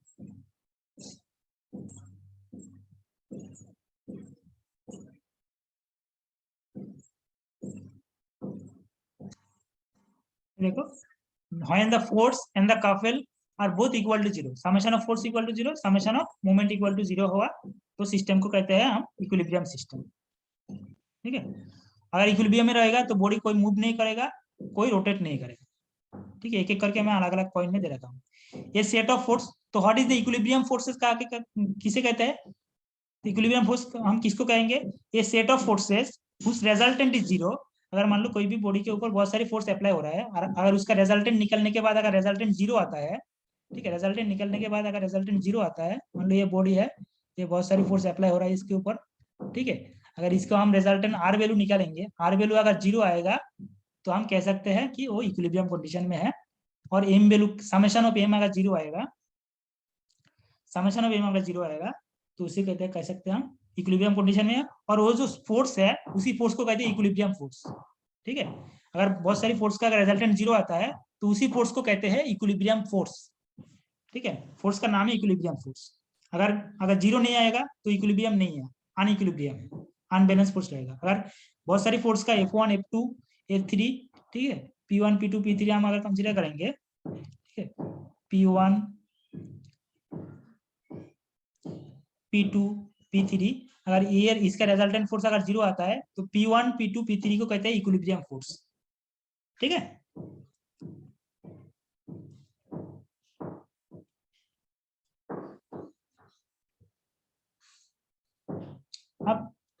अब कुछ थोड़ा बहुत हम थोड़ा कॉमन सेंस के बात कर लेते हैं। मान लो किसी भी पॉइंट के ऊपर एक पी फोर्स अप्लाई हो रहा है, ठीक है। If a body is acted upon two force then they must be equal and opposite and collinear, ठीक है। अगर मान लो तुम्हें दिया गया है, तुम ये देख रहे हो एक बॉडी के ऊपर दो फोर्स अप्लाई हो रहा है और बॉडी इक्विलिब्रियम कंडीशन में है, ठीक है। मान लो ये एक बॉडी है, बॉडी के ऊपर दो फोर्स अप्लाई हो रहा है, F1 F2, ठीक है। और F1 F2 की वजह से बॉडी इक्विलिब्रियम कंडीशन में है, तो of course F1 equal to F2 होगा एंड F1 F2 कोलिनियर होगा, कोलिनियर ऑपोजिट डायरेक्शन में होगा। F1 जिस डायरेक्शन में काम करेगा और F2 ऑपोजिट डायरेक्शन में, तो अभी बॉडी इक्विलिब्रियम कंडीशन में रहेगा, ठीक है। तो इसको प्रिंसिपल भी कह सकते हो, जो अगर किसी भी बॉडी के ऊपर दो फोर्स अप्लाई हो रहा है और बॉडी इक्विलिब्रियम कंडीशन में रहेगा, तो क्या होगा, दोनों फोर्स इक्वल होगा एंड ऑपोजिट होगा एंड कोलिनियर होगा, ठीक है। इक्वल, ऑपोजिट एंड कोलिनियर होगा, ठीक है। अगर दो फोर्स की वजह से कोई बॉडी इक्विलिब्रियम कंडीशन में रहेगा, ठीक है। क्लियर सबको? पहले स्लाइड में मैंने दिखाया था इक्विलिब्रियम का किसी को कहते हैं, आप देखते हैं बहुत सारी कंडीशन है, ठीक है। मान लो किसी भी बॉडी के ऊपर अगर दो फोर्स अप्लाई होता है और दो फोर्स की वजह से कोई बॉडी इक्विलिब्रियम कंडीशन में रहेगा, तो दोनों फोर्स इक्वल होगा, अदरवाइज वो इक्विलिब्रियम में रह ही नहीं सकते। और इक्वल होगा, ऑपोजिट डायरेक्शन में होगा और कोलिनियर होगा, ठीक है। अगर इक्विलिब्रियम में है तो हम ये कह सकते हैं, ठीक है, कंडीशन है। क्लियर सबको? Yes sir. Yes sir. Yes sir. अब मान लो किसी भी बॉडी के ऊपर तीन फोर्स अप्लाई हो रहा है, ठीक है। तीन फोर्स अप्लाई हो रहा है, तो तीन फोर्स अप्लाई होने के बाद से वो बॉडी इक्विलिब्रियम कंडीशन में रहेगा, तो अब हम क्या कर सकते हैं, कोई भी दो फोर्स का रिजल्टेंट फोर्स तीसरी फोर्स से इक्वल होगा, ठीक है। कोई भी बॉडी के ऊपर मान लो एक बॉडी के ऊपर बहुत तीन फोर्स अप्लाई हो रहा है, P1 P2 और P3, तीन फोर्स अप्लाई हो रहा है। तीनों फोर्स की वजह से बॉडी अगर इक्विलिब्रियम में कंडीशन में रहेगा, तो ऑफ कोर्स क्या होगा, कोई भी दो फोर्स का रिजल्टेंट फोर्स तीसरी फोर्स से इक्वल होगा, ऑपोजिट होगा और कोलिनियर होगा। मान लो P1 P2 का रिजल्टेंट हम मान लेते हैं, यहाँ पे निकल लिया हमने R वैल्यू, तो अगर R इक्वल टू P3 होगा और दोनों R एंड P3 दोनों कोलिनियर होगा और ऑपोजिट डायरेक्शन में, ठीक है। ये इक्विलिब्रियम अगर रहेगा तो ये कंडीशन हम कर सकते हैं, ठीक है। तीन फोर्स के P1 P2 और R फोर्स, तीनों फोर्स की वजह से अगर कोई इक्विलिब्रियम कंडीशन है, तो P1 P2 का रिजल्टेंट अगर हम PR निकालेंगे तो PR must be equal to R होगा, ऑपोजिट होगा, PR और जो R है वो ऑपोजिट और कोलिनियर, ये कंडीशन। अगर मान लो चार फोर्स है, कोई भी बॉडी के ऊपर चार फोर्स अप्लाई हो रहा है, P1 P2 Q1 Q2, चार फोर्स की वजह से वो बॉडी इक्विलिब्रियम कंडीशन में रहेगा, तो क्या करेगा, कोई भी दो फोर्स का रिजल्टेंट और बाकी दो फोर्स का रिजल्टेंट का मैग्नीट्यूड इक्वल होगा। यहाँ पे मान लो P1 P2 का रिजल्टेंट PR हम निकल लिया और Q1 Q2 का रिजल्टेंट QR निकल दिया, तो PR और QR दोनों इक्वल होगा, ऑपोजिट होगा एंड कोलिनियर होगा। तो इसको हम प्रिंसिपल ऑफ इक्विलिब्रियम भी कह सकते हैं। अगर इक्विलिब्रियम में कंडीशन में रहेगा तो क्या क्या हो सकता है, कंडीशन है। ये जब हम प्रॉब्लम सॉल्व करेंगे तो काम आएगा ये प्रॉपर्टीज ऑफ इक्विलिब्रियम भी कह सकते हैं, प्रॉपर्टीज ऑफ इक्विलिब्रियम।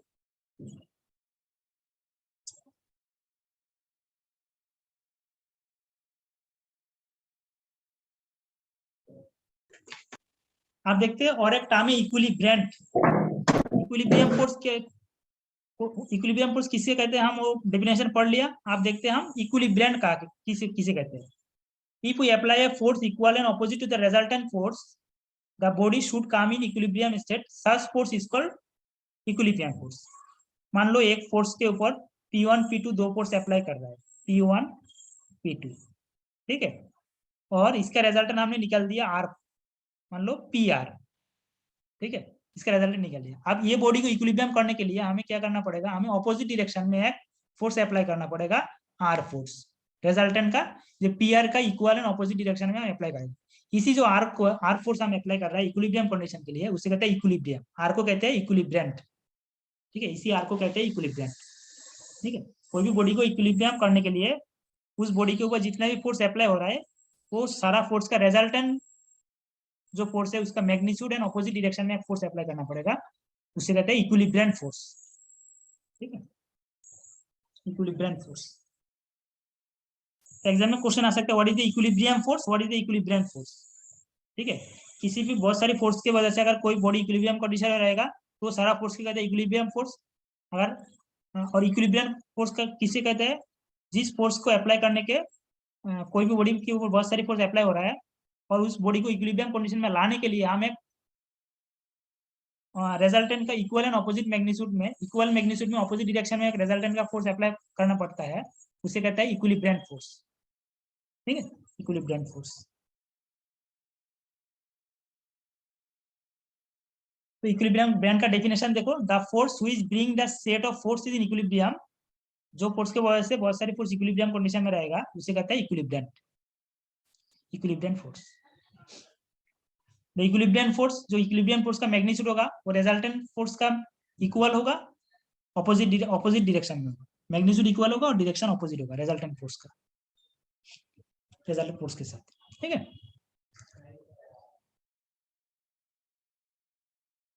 अब देखते हैं कंडीशन ऑफ इक्विलिब्रियम, जो ऑलरेडी मैंने बता दिया। कंडीशन ऑफ इक्विलिब्रियम है, 3 कंडीशन रहेगा यहाँ पे। एक है summation of all force equal to 0 and summation of all moment equal to 0। ठीक है, summation of all force equal to 0, summation of all moment equal to 0। ठीक है, इसे कहते हैं condition of the algebraic sum of principle of equilibrium. Principle of equilibrium अगर exam में आएगा तो इसी लिखना पड़ेगा। ठीक है, the principle if state that when a body is in set in subjected to set of forces will be equilibrium if the algebraic sum of external force 0, algebraic sum of the summation of f, summation of force equal to 0 होगा, and algebraic sum of moment of all the external forces about any point is 0, algebraic sum of moment plus minus करके algebraic sum of moment equal to 0 होगा। इसे कहते हैं principal of equilibrium, principle of equilibrium. ठीक है, figure में यहाँ पे देखो एक बॉडी है, तो इसमें देखो summation of force equal to दो इक्वल मैग्नीट्यूड एंड एक ही डायरेक्शन में आएगा, summation of force equal to 0 होगा, और यहाँ पे समेशन ऑफ मोमेंट तो कुछ है ही नहीं क्योंकि एक ही डायरेक्शन में कोलिनियर फोर्स अप्लाई हो रहा है, तो ये बॉडी इक्विलिब्रियम कंडीशन में रहेगा। लेकिन और एक बॉडी हम यहाँ पर ड्रॉ करते हैं, ये देखो दूसरी फिगर हमने ड्रॉ किया, ये दोनों फोर्स इक्वल है लेकिन ये इक्विलिब्रियम कंडीशन में नहीं है क्योंकि समेशन ऑफ फोर्स तो 0 है। ये देखो दो इक्वल एंड ऑपोजिट डायरेक्शन में फोर्स अप्लाई हो रहा है यहाँ पे। ठीक है, summation of force equal to 0, लेकिन यहाँ पे summation of moment not equal to 0 है ना, क्योंकि यहाँ पे मोमेंट आएगा इसलिए ये इक्विलिब्रियम में नहीं है, लेकिन ये इक्विलिब्रियम में है। ठीक है, तो यह है इक्विलिब्रियम क्या है, प्रिंसिपल क्या है, क्या कंडीशन है। आई थिंक सबका इक्विलिब्रियम का बारे में क्लियर।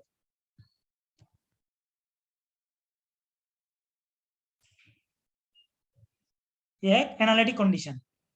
ठीक है, 3 कंडीशन आएगा, एक है summation of force 0, summation of force 2 type का फोर्स आ सकता है, summation of horizontal force equal to 0, summation of vertical force equal to 0 और summation of moment equal to 0। ये तीनों कंडीशन, तीनों अलग अलग इक्वेशन है। ठीक है, तीनों कंडीशन अप्लाई करके हम फोर्स का एनालिसिस करेंगे, फोर्स का एनालिसिस करेंगे। ठीक है, तो अगर प्रिंसिपल कहेगा तो प्रिंसिपल पिछले स्लाइड में जो देखा था वो लिखेंगे, अगर कंडीशन मांगेगा तो इसे ये एनालिटिक कंडीशन ये लिखेंगे, summation of force equal horizontal force equal to 0, summation of vertical force equal to 0, summation of moment equal to 0। और इक्विलिब्रियम का ग्राफिकल कंडीशन क्या है, जो हमने फोर्स डायग्राम ड्रॉ करेंगे वो क्लोज होगा। ठीक है, फोर्स जो डायग्राम है, फोर्स पॉलीगॉन जो है वो क्लोज हो, अगर क्लोज होगा किसी भी फोर्स सिस्टम का, अगर फोर्स पॉलीगॉन हम ड्रॉ करेंगे, अगर फोर्स पॉलीगॉन क्लोज आता है तो मतलब ये इक्विलिब्रियम कंडीशन में है। ठीक है, जब हमने ग्राफिकल में पैरेललोग्राम ड्रॉ किया था ना, उसी टाइप का अगर फोर्स पॉलीगॉन, अगर जो फोर्स है, मान लो ये एक फोर्स डायग्राम है, ये फोर्स डायग्राम है, ये फोर्स डायग्राम इक्विलिब्रियम में नहीं है अभी तक, लेकिन अगर हम, और ये क्लोज फोर्स डायग्राम है, ये जो क्लोज फोर्स डायग्राम है, अगर ये फोर्स डायग्राम होगा तो ये अगर क्लोज होगा तो बॉडी इक्विलिब्रियम कंडीशन में आएगा। ठीक है, तो इक्विलिब्रियम कंडीशन में है कि नहीं वो जानने के लिए हम क्या करेंगे, आइदर फोर्स डायग्राम ड्रॉ कर पाएंगे ग्राफिकल मेथड में, अगर फोर्स डायग्राम क्लोज डायग्राम आएगा तो मतलब ये इक्विलिब्रियम कंडीशन में है। और एनालिटिक कंडीशन में क्या करेंगे, हम चेक करेंगे summation of S equal to 0 हो रहा है कि नहीं, summation of B equal to 0 हो रहा है कि नहीं, summation of M equal to 0 हो रहा है कि नहीं। ठीक है, तो अगर कोई भी प्रॉब्लम में कोई कहता है इक्विलिब्रियम चेक करो, तो दो मेथड में हम चेक करते हैं, एक होता है एनालिटिकल मेथड, एक होता है graphical method. Graphic analytical method में क्या करेंगे, तीनों कंडीशन हम सेटिस्फाई होना चाहिए, समेशन ऑफ ए 0 होना चाहिए, समेशन ऑफ बी 0 होना चाहिए, समेशन ऑफ एम 0 होना चाहिए। ग्राफिकल मेथड हम एडॉप्ट करेंगे तो ग्राफिकल मेथड में जो फोर्स डायग्राम ड्रॉ करेंगे वो क्लोज डायग्राम होना चाहिए, क्लोज, ओपन नहीं होना चाहिए, क्लोज डायग्राम। ठीक है, तो यह है condition of equilibrium. What is equilibrium, what is principal of equilibrium, what is condition of equilibrium. ठीक है, आई थिंक सबका क्लियर है। इक्विलिब्रियम के बारे में कोई किसी का डाउट हो तो अभी बताओ, उसके बाद हम प्रॉब्लम करेंगे।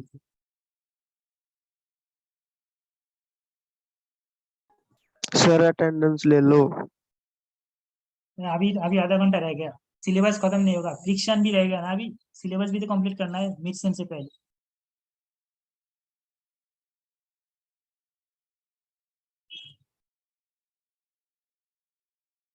ठीक है, तो एक प्रॉब्लम कर लेते हैं। ठीक है, एक प्रॉब्लम कर लेते हैं, उसके बाद फ्री बॉडी डायग्राम भी क्लियर हो जाएगा और इक्विलिब्रियम कंडीशन भी क्लियर हो जाएगा। मान लो कि स्पेयर है, a sphere of weight 100 kilonewton is tied on a smooth wall by a string as shown in figure। Figure देख लेते हैं, ये फिगर है। find the tension in the string and reaction of the wall R। ठीक है, इसको हम क्या करना पड़ेगा, स्ट्रिंग में टेंशन और यहाँ पे रिएक्शन जो फोर्स है R, ये दोनों tension T reaction R determine करना पड़ेगा। इसका वेट है 1500 किलोन्यूटन।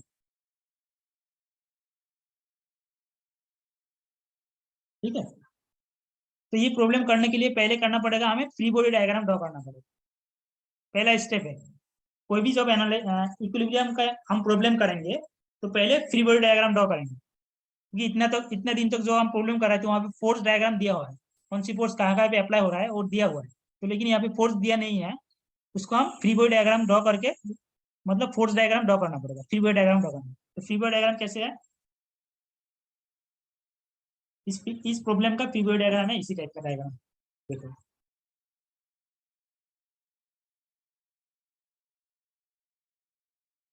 इसका वेट है 100 किलोन्यूटन वेट, और सपोर्ट में एक रिएक्शन R, और यहाँ पे टेंशन, स्ट्रिंग का जो टेंशन है टेंशन T, और टेंशन का जो एंगल है वो एंगल दे रखा है 15 डिग्री एंगल है, वर्टिकल के साथ 15 डिग्री एंगल। ठीक है, तीनों फोर्स हमें मिल गया T R N F। तो ये तीनों फोर्स से हम T और R वैल्यू निकल पाएंगे। कैसे निकल पाएंगे, कोई बता सकता है, कौन सी फॉर्मूला अप्लाई करेंगे यहाँ पे। Sir W equals to T cos 15। हाँ sir R equals to, method of resolution apply करेंगे, राइट ना, method of resolution, yes sir, method of resolution apply करेंगे। ठीक है, तो समेशन ऑफ इक्विलिब्रियम कंडीशन के लिए क्या है, summation of vertical force equal to 0 होगा। ठीक है, तो वर्टिकल फोर्स क्या है, देखो एक है T cos 15 डिग्री और 100 किलो न्यूटन। ठीक है, तो अपवर्ड पॉजिटिव और डाउनवर्ड नेगेटिव, पॉजिटिव कौन सी नेगेटिव कौन सी लेना पड़ेगा, तो हमने अपवर्ड फोर्स पॉजिटिव लिया और डाउनवर्ड फोर्स नेगेटिव लिया। ठीक है, तो अपवर्ड फोर्स T cos 15 और डाउनवर्ड नेगेटिव, इसीलिए माइनस साइन, -100 इक्वल टू 0। तो दैट इज यहाँ पे आप सॉल्व करेंगे T equal to 100 by cos 50, that is equal to 103.52 newton. ठीक है, और हम हॉरिजॉन्टल रिएक्शन के लिए क्या करेंगे, summation of horizontal force equal to 0, right. तो समेशन ऑफ हॉरिजॉन्टल फोर्स यहाँ पे क्या है, एक आ रहा है T cos T sin 15 degree और R वैल्यू। ठीक है, तो हम एक साइन कन्वेंशन फॉलो करेंगे, लेफ्ट टू राइट पॉजिटिव और राइट टू लेफ्ट नेगेटिव, या साइन कन्वेंशन फॉलो करेंगे। तो उसी टाइप का देखो, left to right R value, left to right R और T sin 15 और राइट टू लेफ्ट R। ठीक है, ऑपोजिट डायरेक्शन, इसलिए माइनस साइन दिया, T sin 15 इक्वल टू 0। तो T वैल्यू हमें पता है, R equal to T value 103.53 और sin 15 डिग्री कैलकुलेटर में आ जाएगा, तो that is R equal to 26.79। 26. ठीक है, क्लियर सबको, कोई किसी का डाउट हो तो बताओ। इसी प्रॉब्लम है, बहुत सिंपल प्रॉब्लम है, अगर इसी प्रॉब्लम को समझ जाओगे तो फ्री बॉडी डायग्राम भी समझ में आ जाएगा और इक्विलिब्रियम कंडीशन भी समझ में आ जाएगा।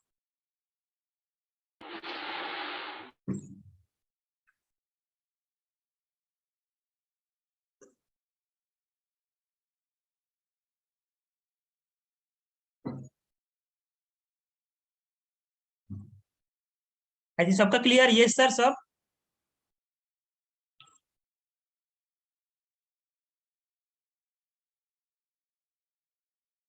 मतलब क्लियर हो तो यस सर बताओ, मैं नेक्स्ट प्रॉब्लम में चला जाऊंगा। अगर नहीं हो तो बताओ, कोई डाउट है तो बताओ।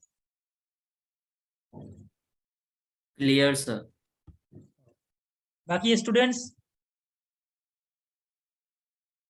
Yes sir. Yes, sir. Yes sir. Okay okay, thank you. Sir आप अपनी बुक के बारे में बता दो थोड़ा, क्या बुक के बारे में। बुक? Yes sir. बुक के बारे में तो बता दिया था, अभी बुक की क्या है? देखो आर के राजपूत है, वो है, आर एस खुरमी है, खुरमी ले सकते हो, ठीक है। आर के राजपूत का तो मैंने पीडीएफ शेयर कर दिया, वो नहीं लोगे तब भी चलेगा, वहां से पीडीएफ से पढ़ लोगे। तो दूसरी ले सकते हो, आर एस खुरमी ले सकते हो, ठीक है। सर RS कैंपस प्रोवाइड नहीं करवाएगा? कैंपस के लिए तुम्हें लाइब्रेरी कार्ड बनाना पड़ेगा ना, तुम्हें लाइब्रेरी जाना पड़ेगा, कैंपस में जाकर लाइब्रेरी कार्ड बनाओ, और लाइब्रेरी कार्ड से नहीं सर, लाइब्रेरी से यूनिवर्सिटी में कहा, वो वेबिनार में कहा था यूनिवर्सिटी प्रोवाइड करवाएगी। तो यूनिवर्सिटी से लाइब्रेरी में बुक तो है ना, तुम्हें उसके लिए लाइब्रेरी जाना पड़ेगा ना, तुम्हें यूनिवर्सिटी से गवर्नमेंट नहीं देगा ना तुम्हें, ठीक है। तो देखो यहाँ पे मैंने पीडीएफ तो ऑलरेडी शेयर कर दिया, आर के राजपूत का पीडीएफ, पूरा पीडीएफ मैंने शेयर कर दिया, और हर एक यूनिट का मैंने पूरा स्टडी मटेरियल बना के प्रॉब्लम सब कुछ मैंने तो ऑलरेडी गूगल क्लासरूम में शेयर कर दिया, हर एक लेक्चर, ठीक है। अगर जो लेक्चर मैंने पीपीआर शेयर कर रहा है ना, वो अच्छा तरह के पढ़ लोगी तो अभी पूरा पूरा सब्जेक्ट क्लियर हो जाएगा, ठीक है। Yes sir. तो आर एस ऑलरेडी आर के राजपूत मैंने शेयर कर दिया, ठीक है। तो अगर तुम लेना चाहते हो तो आर एस खुरमी ले सकते हो, के एल कुमार है, के एल कुमार भी ले सकते हो, कोई भी एक बुक स्टैंडर्ड बुक ले लो, बुक का कोई दिक्कत नहीं है, ठीक है। अब बताओ ये प्रॉब्लम करो, ये प्रॉब्लम, ठीक है। ये पी पोर्स डिटरमिन करना पड़ेगा, एक स्लोप में एक वेट है, इसको पकड़ के रखने के लिए, स्लोप में वेट है, वेट तो गिर जाएगा, तो पकड़ के रखने के लिए एक पी फोर्स अप्लाई करना पड़ेगा, पी का मैग्नीट्यूड डिटरमिन करना पड़ेगा, ठीक है। पी का मैग्नीट्यूड डिटरमिन करना, करो आंसर बताओ।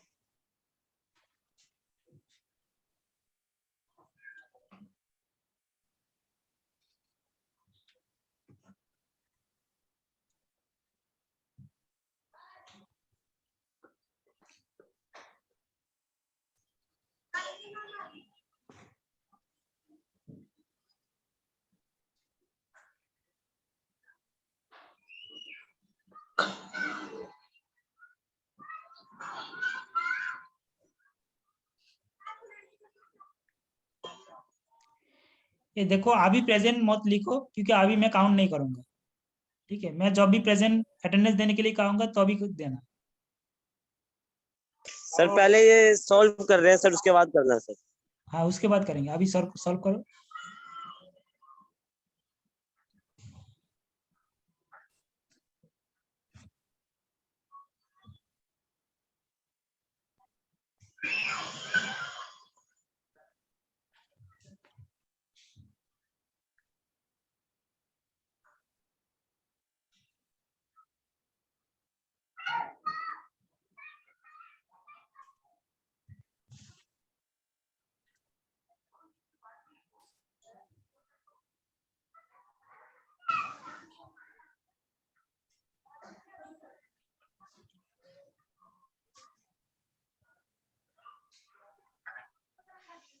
तो 1732 देखते हैं, बस देख लेते हैं, ठीक है।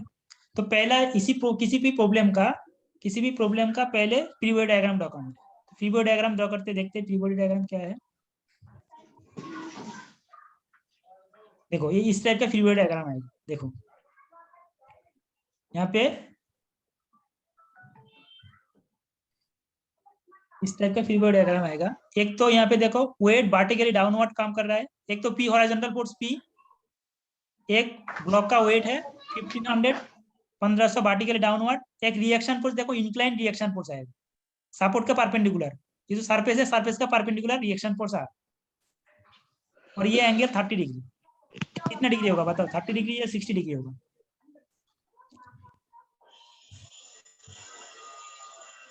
ये जो एंगल है ये कितना डिग्री एंगल आया है? सीलिंग हैं?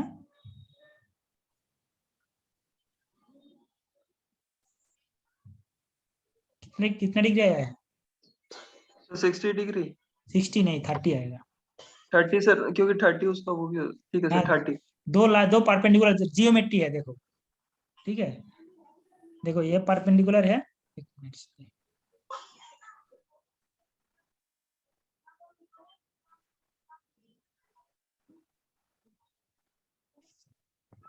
ठीक है, ये दो ये है, और यहाँ पे एक वर्टिकली डाउनवर्ड और यहाँ पे एक इंक्लाइंड है।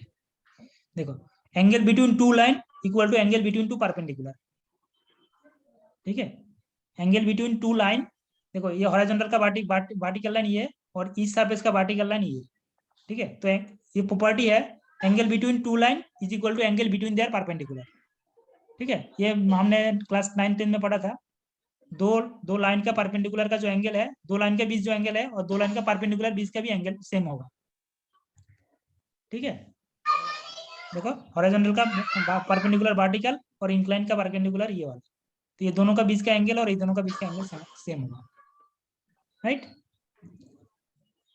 तो ये फीवर डायग्राम है। तो अब आप क्या करें, फीवर डायग्राम ड्रॉ कर लिया हमने, तो आप तो simply summation of vertical force equal to 0, summation of horizontal force equal to 0 करेंगे। वर्टिकल फोर्स के लिए देखो 1500 वर्टिकली डाउनवर्ड और R value upward. R value यहाँ पे देखो वर्टिकल फोर्स आर cos 30, देखो आर cos 30 माइनस आर का वर्टिकल फोर्स आर cos 30, और 1500 डाउनवर्ड इसीलिए minus 1500 that is equal to 0। तो यहाँ पे आर वैल्यू हमें मिल जाएगा, और summation of horizontal force equal to 0 करेंगे, that is equal to horizontal में पी आएगा, और यहाँ पे आर कौन सी वैल्यू आएगा, R sin 30 sir, R sin 30। R sin 30, तो दोनों ऑपोजिट डायरेक्शन में है, ठीक है। इसलिए देखो आर sin 30 माइनस होगा, that is P equal to, तो पी का वैल्यू आएगा 866.03, ठीक है। क्लियर सबको? इसका पीडीएफ ऑलरेडी मैंने शेयर कर दिया है इसमें गूगल क्लास में।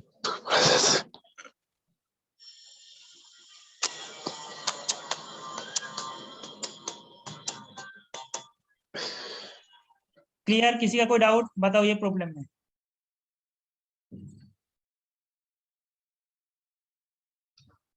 और असाइनमेंट 2 भी मैंने अपलोड कर दिया। असाइनमेंट 2 करके मिड सेम से पहले असाइनमेंट 2 सबमिट करना है, और बहुत सारे स्टूडेंट ने असाइनमेंट 1 अभी तक सबमिट नहीं किया है। मैं 2-3 दिन का और टाइम एक्सटेंड कर रहा हूँ, ठीक है।